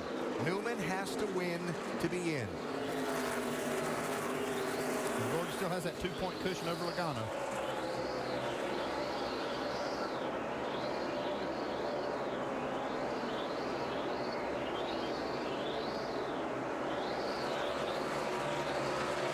right. Looks like Newman's struggling just a little bit with his car in the center of the corner, carrying that speed. He's got good launch off the corner, but he's having to wait a little bit later now than what he was. Got a pretty good glow in those brake rotors, too. Yeah, time to use it all up right now. There's Gordon still trying to find a way around Truex. Gordon 2 points ahead of Logano. Logano with only one car on the same lap that he's racing on ahead of him. Logano 2 laps down. Just a difficult, struggling race. Nice and smooth here. You're doing good. Yeah, and Gordon really doesn't have to have this spot right here because the car behind him, Matt Kenseth, is way behind Jeff Gordon. So he really can just sit there and ride.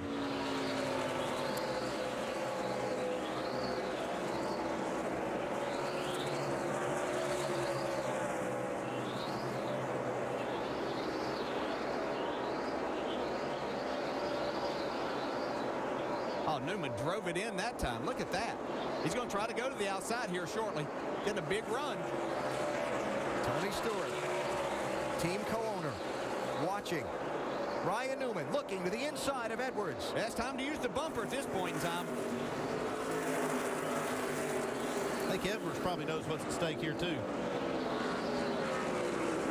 If Newman tries that high line again, he got a real big run off of turn 4 last time. Here he is. He's there. 10 laps to go in the race to the chase. Newman trying to squeeze ahead of Carl Edwards. He got him. Newman to the lead. We're getting in down here. All clear. That's my son Jason. That voice I recognize right there. He's a spotter for Ryan Newman. I'm sure it's difficult for him right now, keeping the emotions back and making sure he's doing his job. But what a drive by Ryan Newman here. But he's got to hold the lead.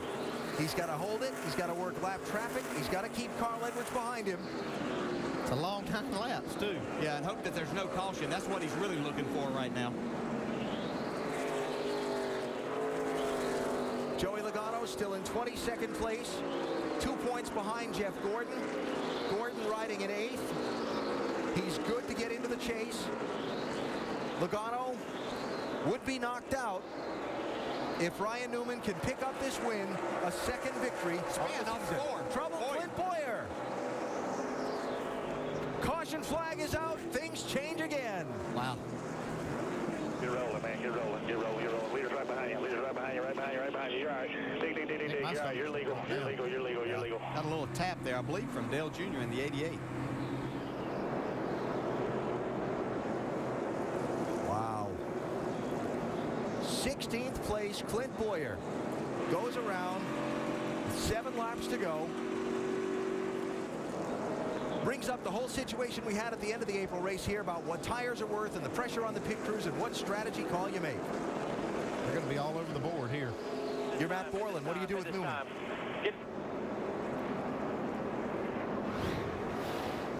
You see right here, Boyer, looks like he did get a tap. Yeah, I'm not sure. It was close, but they're pitting. Leaders in. Newman putting it in the hands of his crew. Dave? Ryan Newman will have the air pressures on the right side bumped up just a little bit to make him a little better on the short run here. Carl Edwards needs much of the same in the 99. Doc? Right rear chassis change. 4 tires. Got to be quick. Got to be efficient. Can't make a mistake now for Kurt Busch. Oh, left front lug nut. He got him on, but boy, was it close. Strategy played. Newman's not going to be anywhere near the lead.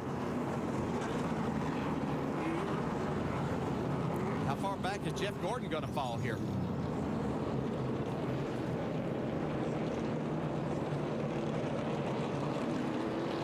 Going to wait till they all come back past the start-finish line and let the scoring recycle just to confirm everybody's running positions.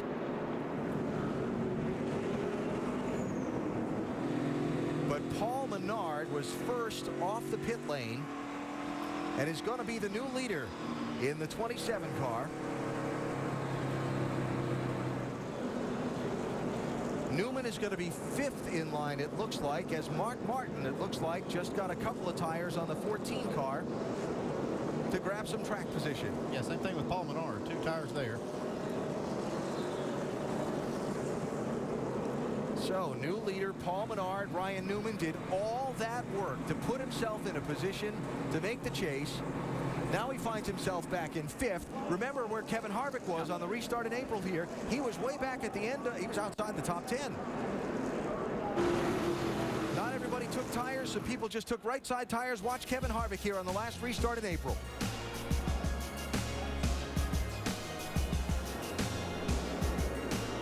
Coming through. Got to the lead and won the race, so all is not lost for Newman yet. But if you think you've seen aggressive driving before, hang on. Nothing like you're going to see now. So look at Gordon and Logano. A single position.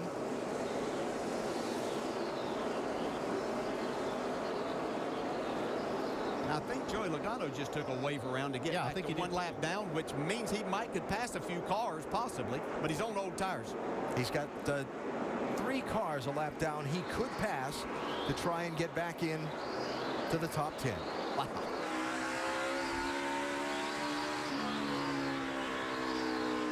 Gordon better be on the gas.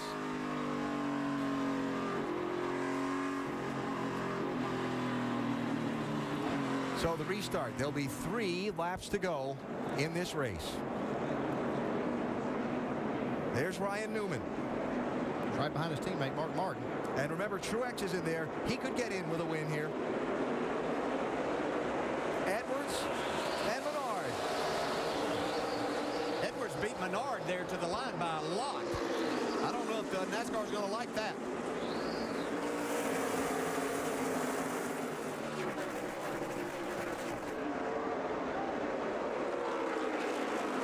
The move Kurt Busch. Holy cow, look at that car. Trying to find a way to win the race. 2 laps to go. Newman hung back in 5th place, trying to get 4th and 3rd. He'll get to 3rd. He's only got a lap and a half to try and get to the lead and the win. Jeff Gordon outside of the top 10 in the restart shuffle. Logano back in with now 1 lap to go at Richmond. Now it's Newman and Truex fighting for a wild card spot in the last lap. Truex has got to pass somebody in these final 2 corners to get in. Carl Edwards is going to win the race.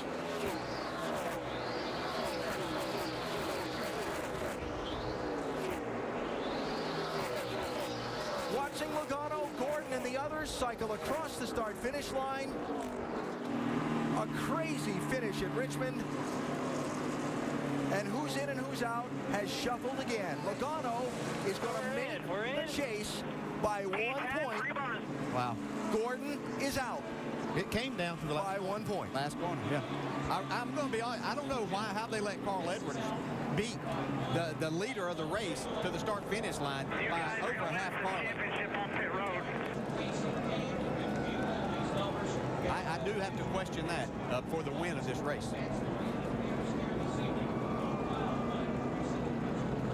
Going to see a somersault out of Carl for the first time since the 2nd race of the season. Phoenix in March.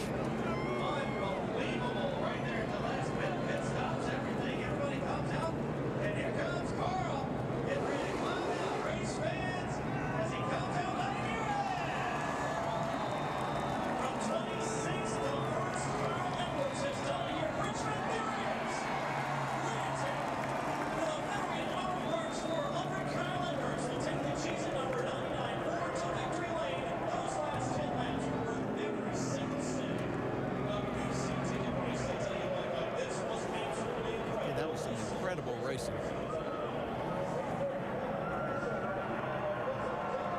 It's still really hard to take in everything that happened those last few laps.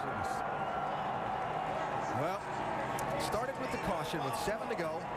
The pit strategy that was played out, the order for the restart, the wave arounds that were taken, and then those frantic last few laps. Martin Truex is going to make it in with the 2nd wild card on a tiebreaker with Ryan Newman.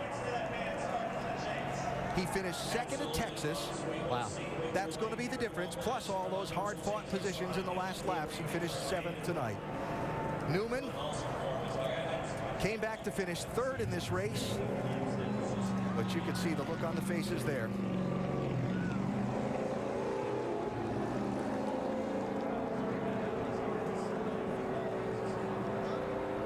An effort by Truex for 2 weeks in a row. Third at Atlanta, 7th here.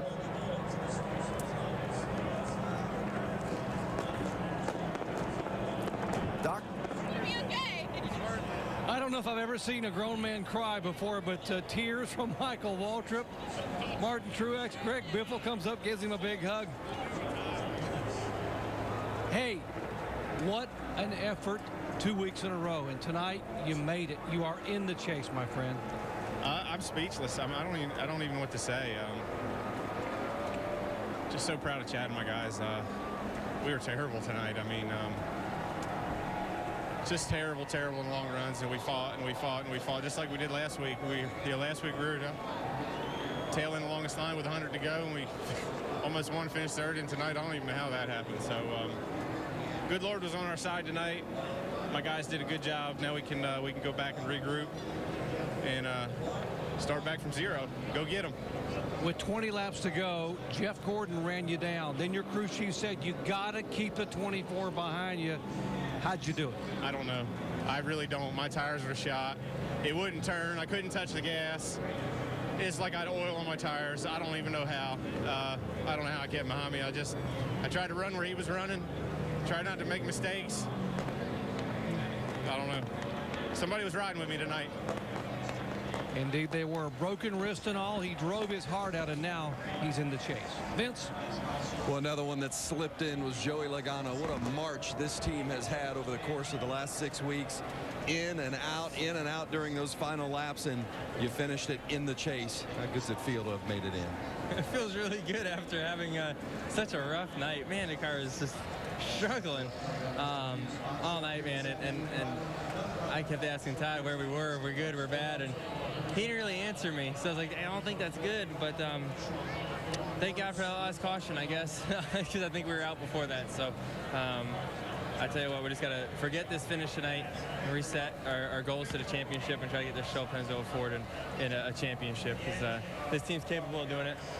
Thank God we're not ever coming back to Richmond until next year, and we try to score some points and score some wins now. I know you weren't happy with the way the car ran tonight, but over the course of the last 6 or 7 weeks, you guys have been very strong. How encouraged are you that you can go into the chase and contend for the championship? I'm encouraged for sure. You know, I mean, all our finishes leading up to this this race were really, really good.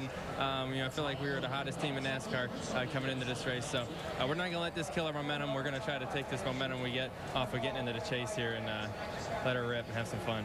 Joey Logano is in. Jamie? And Ryan Newman was so close leading this race. You were in, and then the caution fell. How do you describe what's going through your mind right now?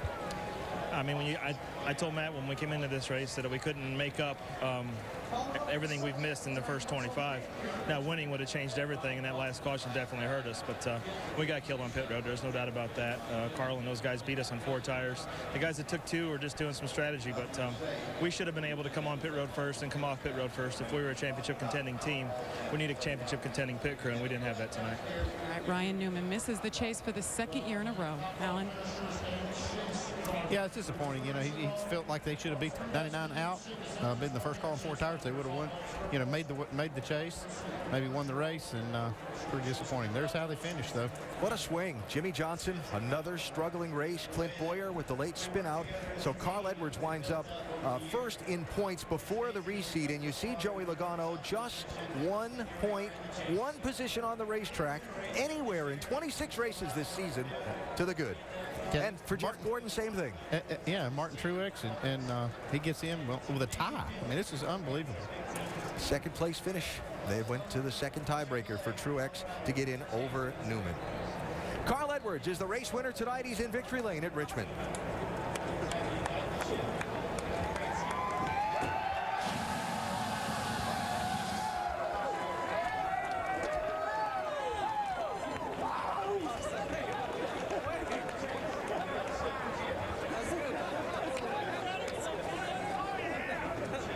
The backflip returns after a weekend where in qualifying what happened, and then this race, it seemed like they just got you back in the thing all night, Carl. Describe your night.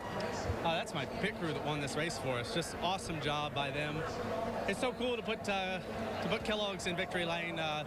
Kellogg's, Fastenal, Ford, Subway, Aflac, the Geek Squad, UPS, Sprint. That's they have a Sprint towel over here somewhere, but all the fans, Wiley X, everybody who's been behind us, especially my fans this year. It was up at the beginning with Jimmy and our new team, and then we struggled for a little while. And the last 3 weeks have been great. We've led a bunch of laps. We've had fast race cars, and we're having fun. And thanks to Jack Roush. We got Greg Biffle in the chase. We got Ford in victory lane, and just got to thank New Holland and Cessna also. They give me a lot of support throughout the year. But this is really cool. I don't think I've won a race here.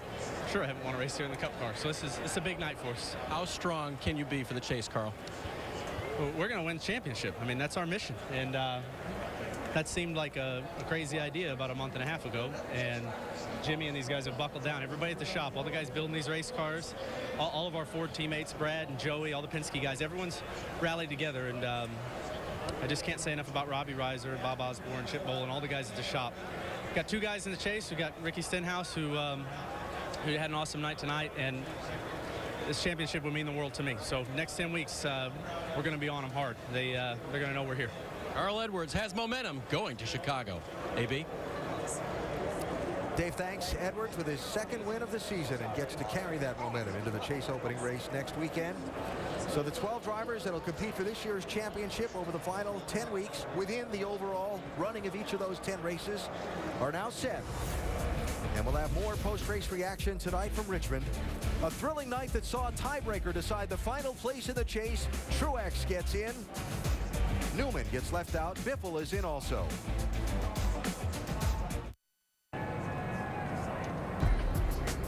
What a night at Richmond when the chase deciding race had about everything you could ask for.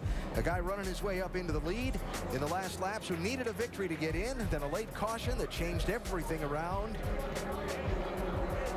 and resulted in Carl Edwards celebrating a win and changing the picture of who got into the championship. First, the Clint Boyer spin. Yeah, this right here is what set it up because this brought the caution out. Yeah, I originally thought that Dale Jr. might have gotten into Clint Boyer, but looking from that angle, doesn't really look like that he was close enough there for contact. So the Clint Boyer spin basically created circumstances that allowed his Michael Waltrip Racing teammate Martin Truex to get in, because the pit stops, you heard Ryan Newman talk about how Carl Edwards got 4 tires and got off pit road ahead of him, then the restart. And the timing of Edwards' restart. Well, he also got, the 27, he took off as he should, but Carl Edwards beat him to the line here. And I know that we're hearing from NASCAR that because of the way that 27, or there was some contact there, that they didn't think. The second place car cannot beat the leader there unless the leader just totally messes up. You have to give that spot back, and that didn't happen there. They can have their reason, but that's wrong. Edwards is going to get the trophy, and Kurt Busch is going to get a place in the chase. Doc, he finished second tonight. And he is hugging a lot of people down here. Very emotional, Kurt Busch. Hey, Kurt, buddy, after all you've been through the last couple of years, it's my pleasure to be among the first to welcome you back to the chase. Great job. What does this mean to you and this team? Well, thanks, Doc. And it's been a journey, and it's been a great ride of trying to persevere and go up against the odds when certain things are against you, that are out of your control, and then sometimes you induce things that put you in a position where you have to dig hard and keep working. This shows to people that when you can just pull through and believe in yourself and find good people like Patricia and Little Houston. He said he wanted to go to Victory Lane this summer. I didn't get him to Victory Lane yet, but we're going to celebrate on the chase stage. Getting all emotional about the 8-year-old hanging out with me. But to make the chase with these guys, this is an unbelievable feeling. It's been a 18-month work in progress, and I've been through a lot, and I've learned a lot, and I feel like I'm better ready for the chase and life in general as a 35-year-old, and got a little one that's in a go-kart looking up to me now, and just these guys, it's an unbelievable feeling. Barney Visser started this with these guys in Colorado years ago, and here we are in the chase. You get a guy like Todd Barrier that comes in and helps arrange things and starts cutting weight out of cars and knows his way around the garage. He's a veteran leader, and I've always loved veterans and car guys. Todd Barrier reminds me a lot of Jimmy Fenning, which is a guy that helped me win a championship years ago. We got some muscle in us. You know, we haven't won a race yet this year, but we're in the chase, and we got a good 10 weeks ahead of us where we can do some great things. Hey, well done, my friend. Thank you, Doc. Appreciate it. And just thanks to Furniture Row and Chevy, all of our mattress brands and Monster Energy. It's been a great ride. We're in the chase. It's time to go celebrate. Indeed. Vince? With Casey Kane, who is frustrated from the performance that his team had tonight. Going to the chase is one of the wild cards, but first let's address tonight and the issues that you have. What went wrong? I'm just happy we have a couple wins where we wouldn't have made the chase. I was, you know, we just wouldn't turn the center all night. Try to free it up, get looser in, looser off, and just could never turn the center. So it was a tough race. We stayed out there and tried to do the best we could, you know, for farmers and Quaker State, Time Warner Cable, Great Clips, everybody that's part of it. But yeah, we weren't very good. Looking forward to preparing this week, and we got 10 races to make up some ground. Real quickly, you won at Bristol, you won at Pocono. Do you have what it takes to win the chase? I would hope so. There's times this year that we definitely have, and then there's other times like tonight where I'm like kind of wondering what's going on. But I would say the majority of the season we've had as much speed as anybody, and if we can put that together for 9 or 10 of these next 10, we'll definitely have a shot.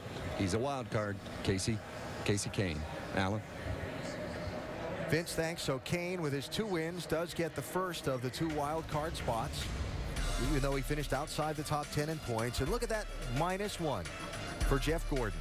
Think about all the places across the year where you could have picked up a spot or 2 in a race, or you gave up a spot or 2 in a race, and your chance to compete for a 5th championship is decided by that slim a margin. Yeah, and here, just a few years ago, we had a tie for the championship, and tonight we have a tie for that 2nd wild card spot, and Martin Truex, by way of a 2nd place finish, grabs that.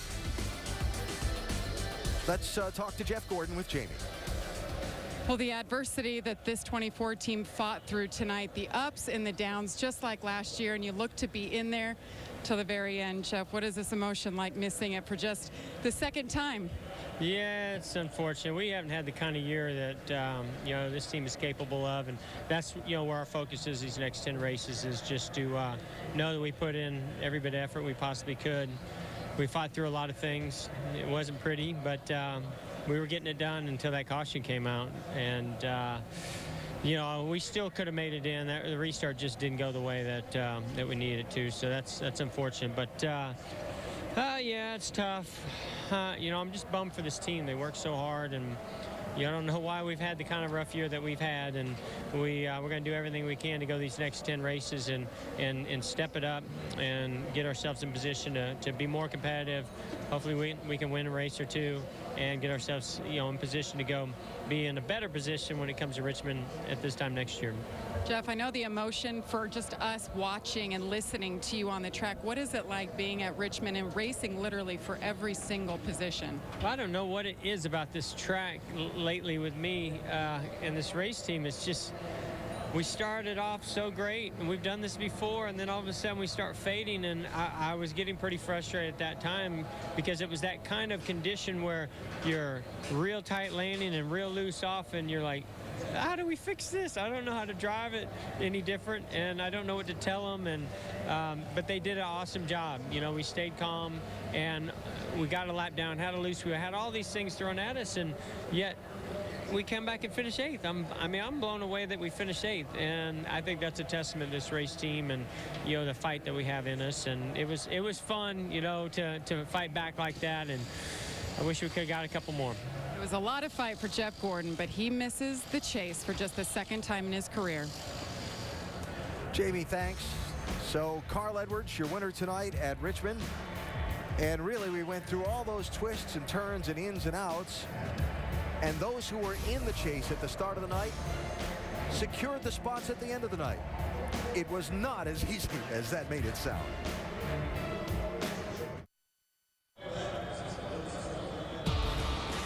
ESPN's coverage of the NASCAR Sprint Cup Series on ABC.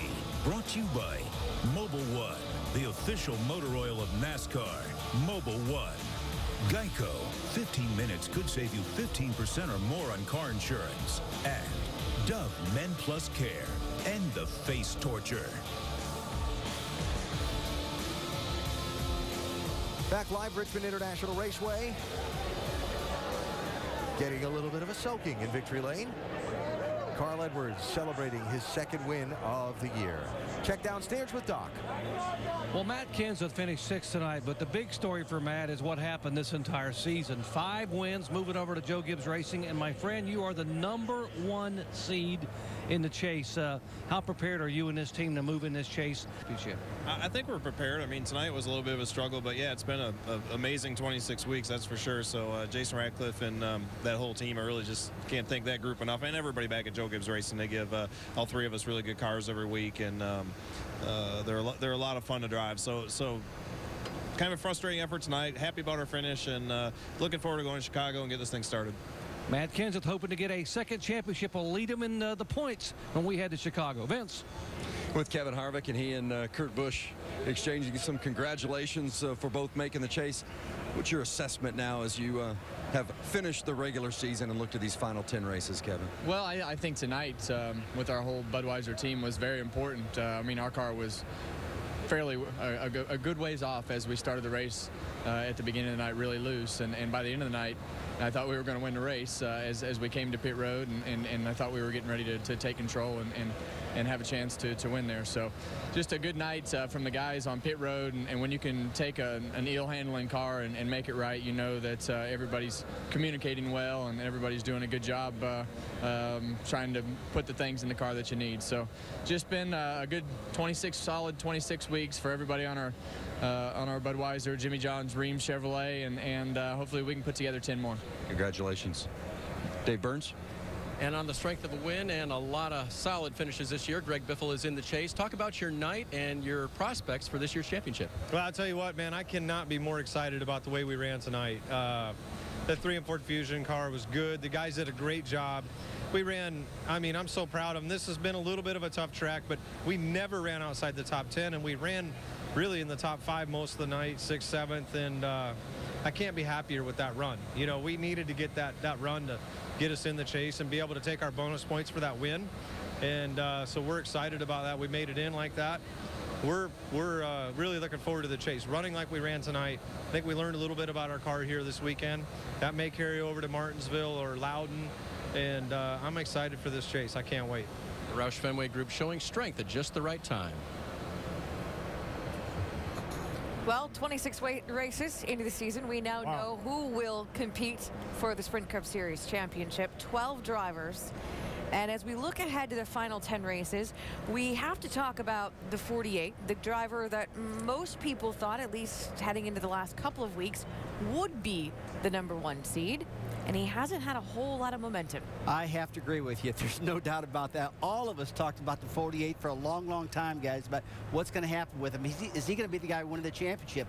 We know he's faltered 4 or 5 weeks in a row. It's been absolutely horrible, terrible night to night. But everybody at home I know is saying, okay, the chase is going to start. Jimmy's going to 1.5 miles of Chicago. He's bad fast there. Is the guy going to fix everything, right the ship, and take off? We'll just have to see, right? You know, the competition's gotten so close, and with Matt Kenseth performing the way he has this season, as well as Kyle Busch being in the mix finally, I think it's going to be tough for that 48 team to just all of a sudden flip a switch, even though historically they have been the best team over the past few years on the 1.5 miles. That's the bread and butter. But it will be interesting to see how this plays out. It is funny, though, that you brought up the 2 JGR cars, because historically it is that team that has struggled in the chase. Well, I agree with these guys. I think Jimmy's going to have to make a statement at Chicago. But, you know, I've been watching that 18 car, and I think that 18 car, it may be his year. He's matured. I know everybody's got their eye on Matt Kenseth, but, you know, don't take your eye off that 18 car. And one thing for sure, this business, based on what we saw tonight, remains predictably unpredictable. Absolutely. And you have to give a shout out to the, you know, I know that Brad disagrees with this statement, but the little team that could. Yep. No team from outside of North Carolina has ever made the chase. No single car team has ever made the chase. Until tonight, we're talking about Furniture Row Racing and Kurt Busch. that is a major accomplishment, even if they do have that strong alliance with RCR. Oh, it's incredible what they've accomplished simply because of the disconnect there. They are the other Richard Childress team, but just like you say, Todd Barrier's moved over, did an incredible job, and I'm going to tell you, they have an unbelievable wheelman sitting in the seat of that race car, and that is the difference. Kurt Busch did an outstanding job keeping his cool, keeping his composure, and putting that team on his back and willing. When I saw Kurt Busch win the championship years ago, I saw the same Kurt Busch again tonight. I agree. Never quit, kept digging, got mad a little bit, but cooled back down. I thought he did a great job, guys. You know, obviously he has shown his talent. He's carried that team along. They came together. You know, they had a little bit of a tough time in the pits, but they stepped up. Those guys might be ready to win races and challenge for this championship. Yeah. You know, it doesn't seem like that long ago we were sitting in Daytona for the first race of this season. Now the calendar reads September, and if you look at the upcoming races on the NASCAR Sprint Cup Series schedule, there are just 10 to go. Go to NASCAR.com/tickets to perhaps visit us at the racetrack. Certainly an interesting night in Richmond. The thrill of victory, the agony of defeat for so many drivers.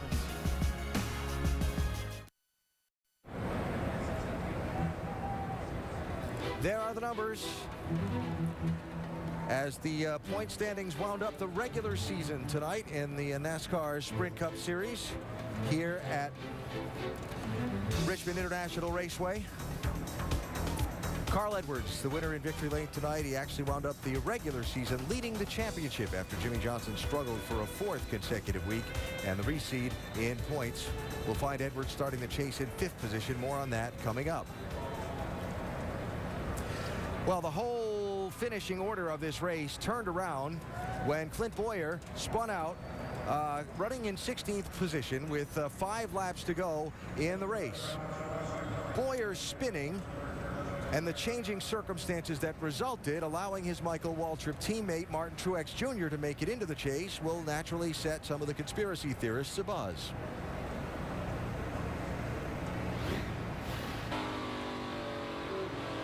Now is going to win the race.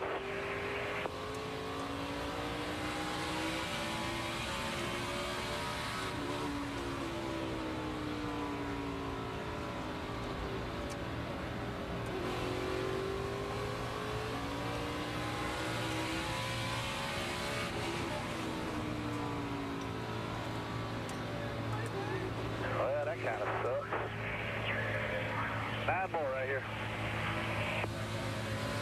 Is your arm starting to hurt? I bet it's hot in there. Itches. Oh, yeah.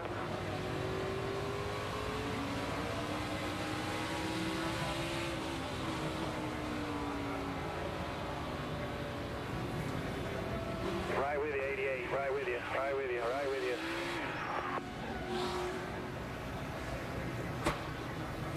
So those are some of the circumstances. Jamie is with Clint Bowyer right now.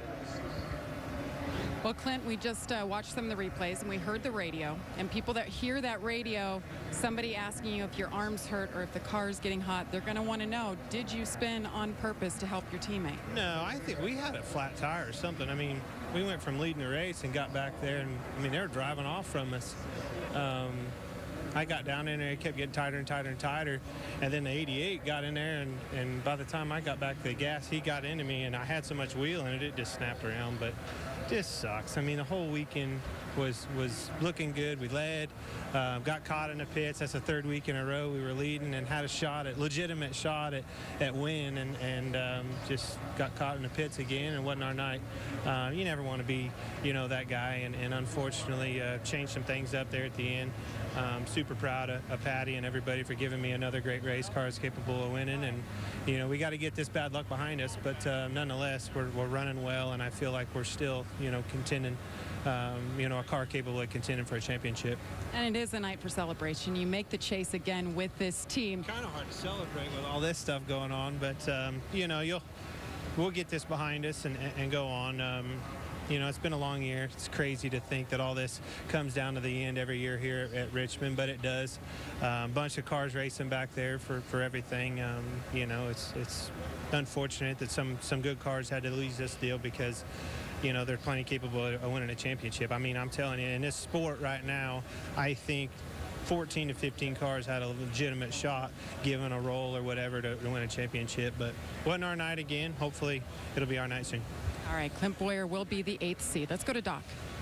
Yeah, and that spin by Clint Boyer cost Dale Earnhardt Jr.'s teammate Jeff Gordon a chance to get in the chase. Junior, you were behind the 15. What did you see? He just spun right out. That's the craziest thing I ever saw. The thing just came right around.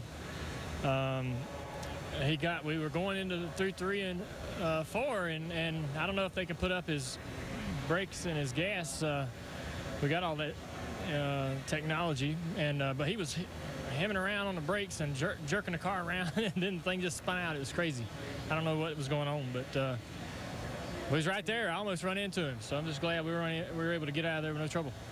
Let me ask you about the chase now. 6th time you are in the chase.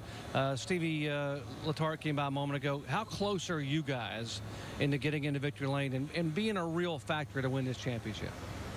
Yeah, I don't think a lot of people were counting us as one of the favorites. Last year we were definitely putting up the kind of numbers where I think we were in that conversation. Maybe not this year. We've had a lot of races that we haven't been able to finish, but we've had fast cars, and I'm real confident in our ability to perform well enough in these 10 races. So we're going to work real hard. I think we got as good a shot as anybody, so we're going to go in there with a good attitude and work real hard and see what we can get. Hey, good luck, bud. Thank you. Dale Jr., let's go to Vince.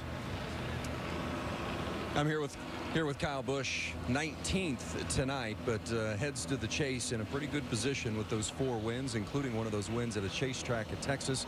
I know you're not happy with the way you guys ran tonight, but look at the big picture and assess your chase chances. Well, we made it, I guess. Certainly last week was a lot more promising situation to be going into the chase than tonight, but we've got to look at our program and where we've been. The 1.5 miles has sort of been our strong suit, but yet you still have those races like Loudon and Martinsville and whatnot and Phoenix that you got to be good at too. So we'll just have to work and lay all the pieces out and see what needs to be better here with tomorrow's Monday morning meeting. Yeah, thanks for hanging on. Appreciate it. Kyle Busch, certainly going to be one of the favorites with those 4 wins. Dave? Then safe to say the last month for Jimmie Johnson, results-wise, has not been the championship-like form they'd like to display out there. A lot of people would wonder, where is the team right now, Jimmy, after another bad finish tonight? Yeah, it was definitely a bad run tonight. And when I look at the chase and the tracks that are in the chase, those are tracks that we're really good at historically. And when I look at August is normally tough on the 48, and this year it was once again. So, I think the big tracks, we have plenty of speed. Some of the shorter tracks were off. The big tracks leading into the chase, we had speed but had some issues, mechanical with the engine, and then blew a tire at Pocono. So, I'm not pleased with where we're at, but I'm still very confident and feel that going into the chase, it's a clean sheet of paper for everybody, and we're going to be where we need to. So people can speculate and wonder all week long. I really look forward to getting to Chicago and showing everybody what this team has in it. Big week for Jimmy. Brand new Lydia added to the family, and now he's in the chase again, going for his 6th championship. Nicole? Coming into the night, Ray Evernham said, I expect contact and controversy. Well, we now have the controversy. We just saw the replay of the Clint Boyer spin. The question now is, did he do it intentionally to help his teammate Martin Truex Jr. get into the chase? I hate it when you look at me first. All right, I'll go to the end of the table. I tell you, what do you think? It's a deal where, in my opinion, it looked very, very strange. I mean, I just took his hand and spun the car backwards as it spun out. Dale Jr. goes, what in the world's going on? This looks strange. From what we heard from the in-car radio and the engine sound and all that, it appeared as though he spun the car out to help his teammate. I can't verify that. It's just what it looks like to me. Well, we get paid as analysts, and all I can give you is my opinion as an analyst. Listening to the in-car radio, watching his hands, listening to the engine. He spun that car out on purpose. Wow, I tell you, I would hate to think that they would take a chance on ruining their credibility in that racing organization, Michael Waltrip Racing, as well as Clint Boyer's reputation as being a hard-nosed short-track racer. You want to see things take place on the racetrack and guys race for positions and win with integrity, win with character. Rusty, you're most qualified to answer the question whether or not he spun that car out. It looks very suspicious, and if they did that, it'd be very, very disappointing. Well, I'm sure this will be a topic of conversation as we continue to head into this chase and as we go into Chicago. We'll have more from Richmond after this break and a word from your local ABC stations. Don't go anywhere. This is the Sprint Cup. This cup, it isn't just a trophy. It's justification for years of sacrifice. Validation for a life spent on the road, on the wrench, and behind the wheel. Only 9 have been won, and only 4 men have won it. Who's next? That is the question. Who's next? And we begin finding out next Sunday at Chicagoland Speedway. Who'll compete for the championship? Turned in the final 7 laps of tonight's race. That spin by Clint Boyer off of turn number 4, the resulting pit stops, and the resulting sprint to the finish. Look at the positions that changed hands in the final laps, with Joey Logano taking a wave around to go from 23rd to 25th. And then picking up a spot in those final 3 laps of racing to get him the 1 point he needed to finish ahead of Jeff Gordon. Here's the pass right here. That's unbelievable. It came right down to this, and making that one position that makes his whole season. Our Goodyear superior performer tonight. Sorry, DJ, got to take care of the business there. Absolutely. Joey Logano wasn't a superior performance on the night, but when it counted most in those last 3 laps, the call made by the crew chief and the driving done by Joey Logano on the older tires got him into the championship. Want to go back to what will no doubt be the dominant theme of conversation. Clint Boyer spinning the car out off of turn 4. Whether he did or didn't, I think Ryan Newman summed it up best. Newman's pit crew had a chance to stay ahead of Carl Edwards as the first off pit road on 4 tires. That would have put Newman outside of Paul Menard for the restart. He could have won the race. They lost the ground on the pit road. Yeah, that's exactly right. And we can all have our opinions about what happened there, and you're going to hear a lot about that. But as you said, Ryan Newman pointed it out. If they win the race off pit road, he's probably got himself in the position to win the race. So we talked about how much of a team sport this was. It was going to take everybody getting the job done if you were going to have a chance to get yourself in the chase. Yeah, but that caution doesn't come out. It's a different result. Ryan Newman had the race under control. It was his to win. And that 15 car spun out, and the 56 got in.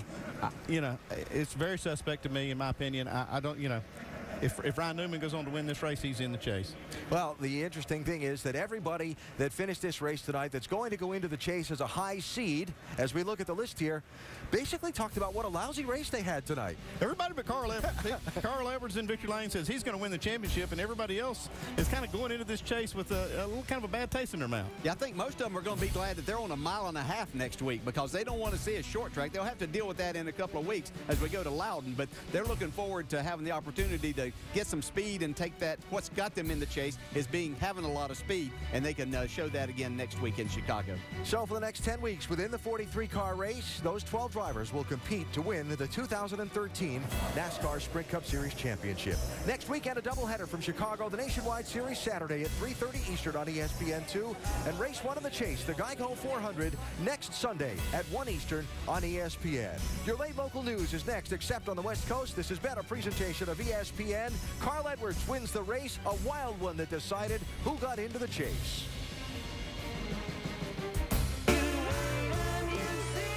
The race to the chase at Richmond is green. That's a bad mistake. Little calling card right there. Can't wait till you give me new tires, give me to the front. You got to do calm down. Drive the race car. I'm tired of hearing it. Trouble, Clint Boyer. Things change again. Carl Edwards is going to win the race. Logano is going to make the chase. Gordon is out. Martin Truex is going to make it in on a tiebreaker. A crazy finish at Richmond.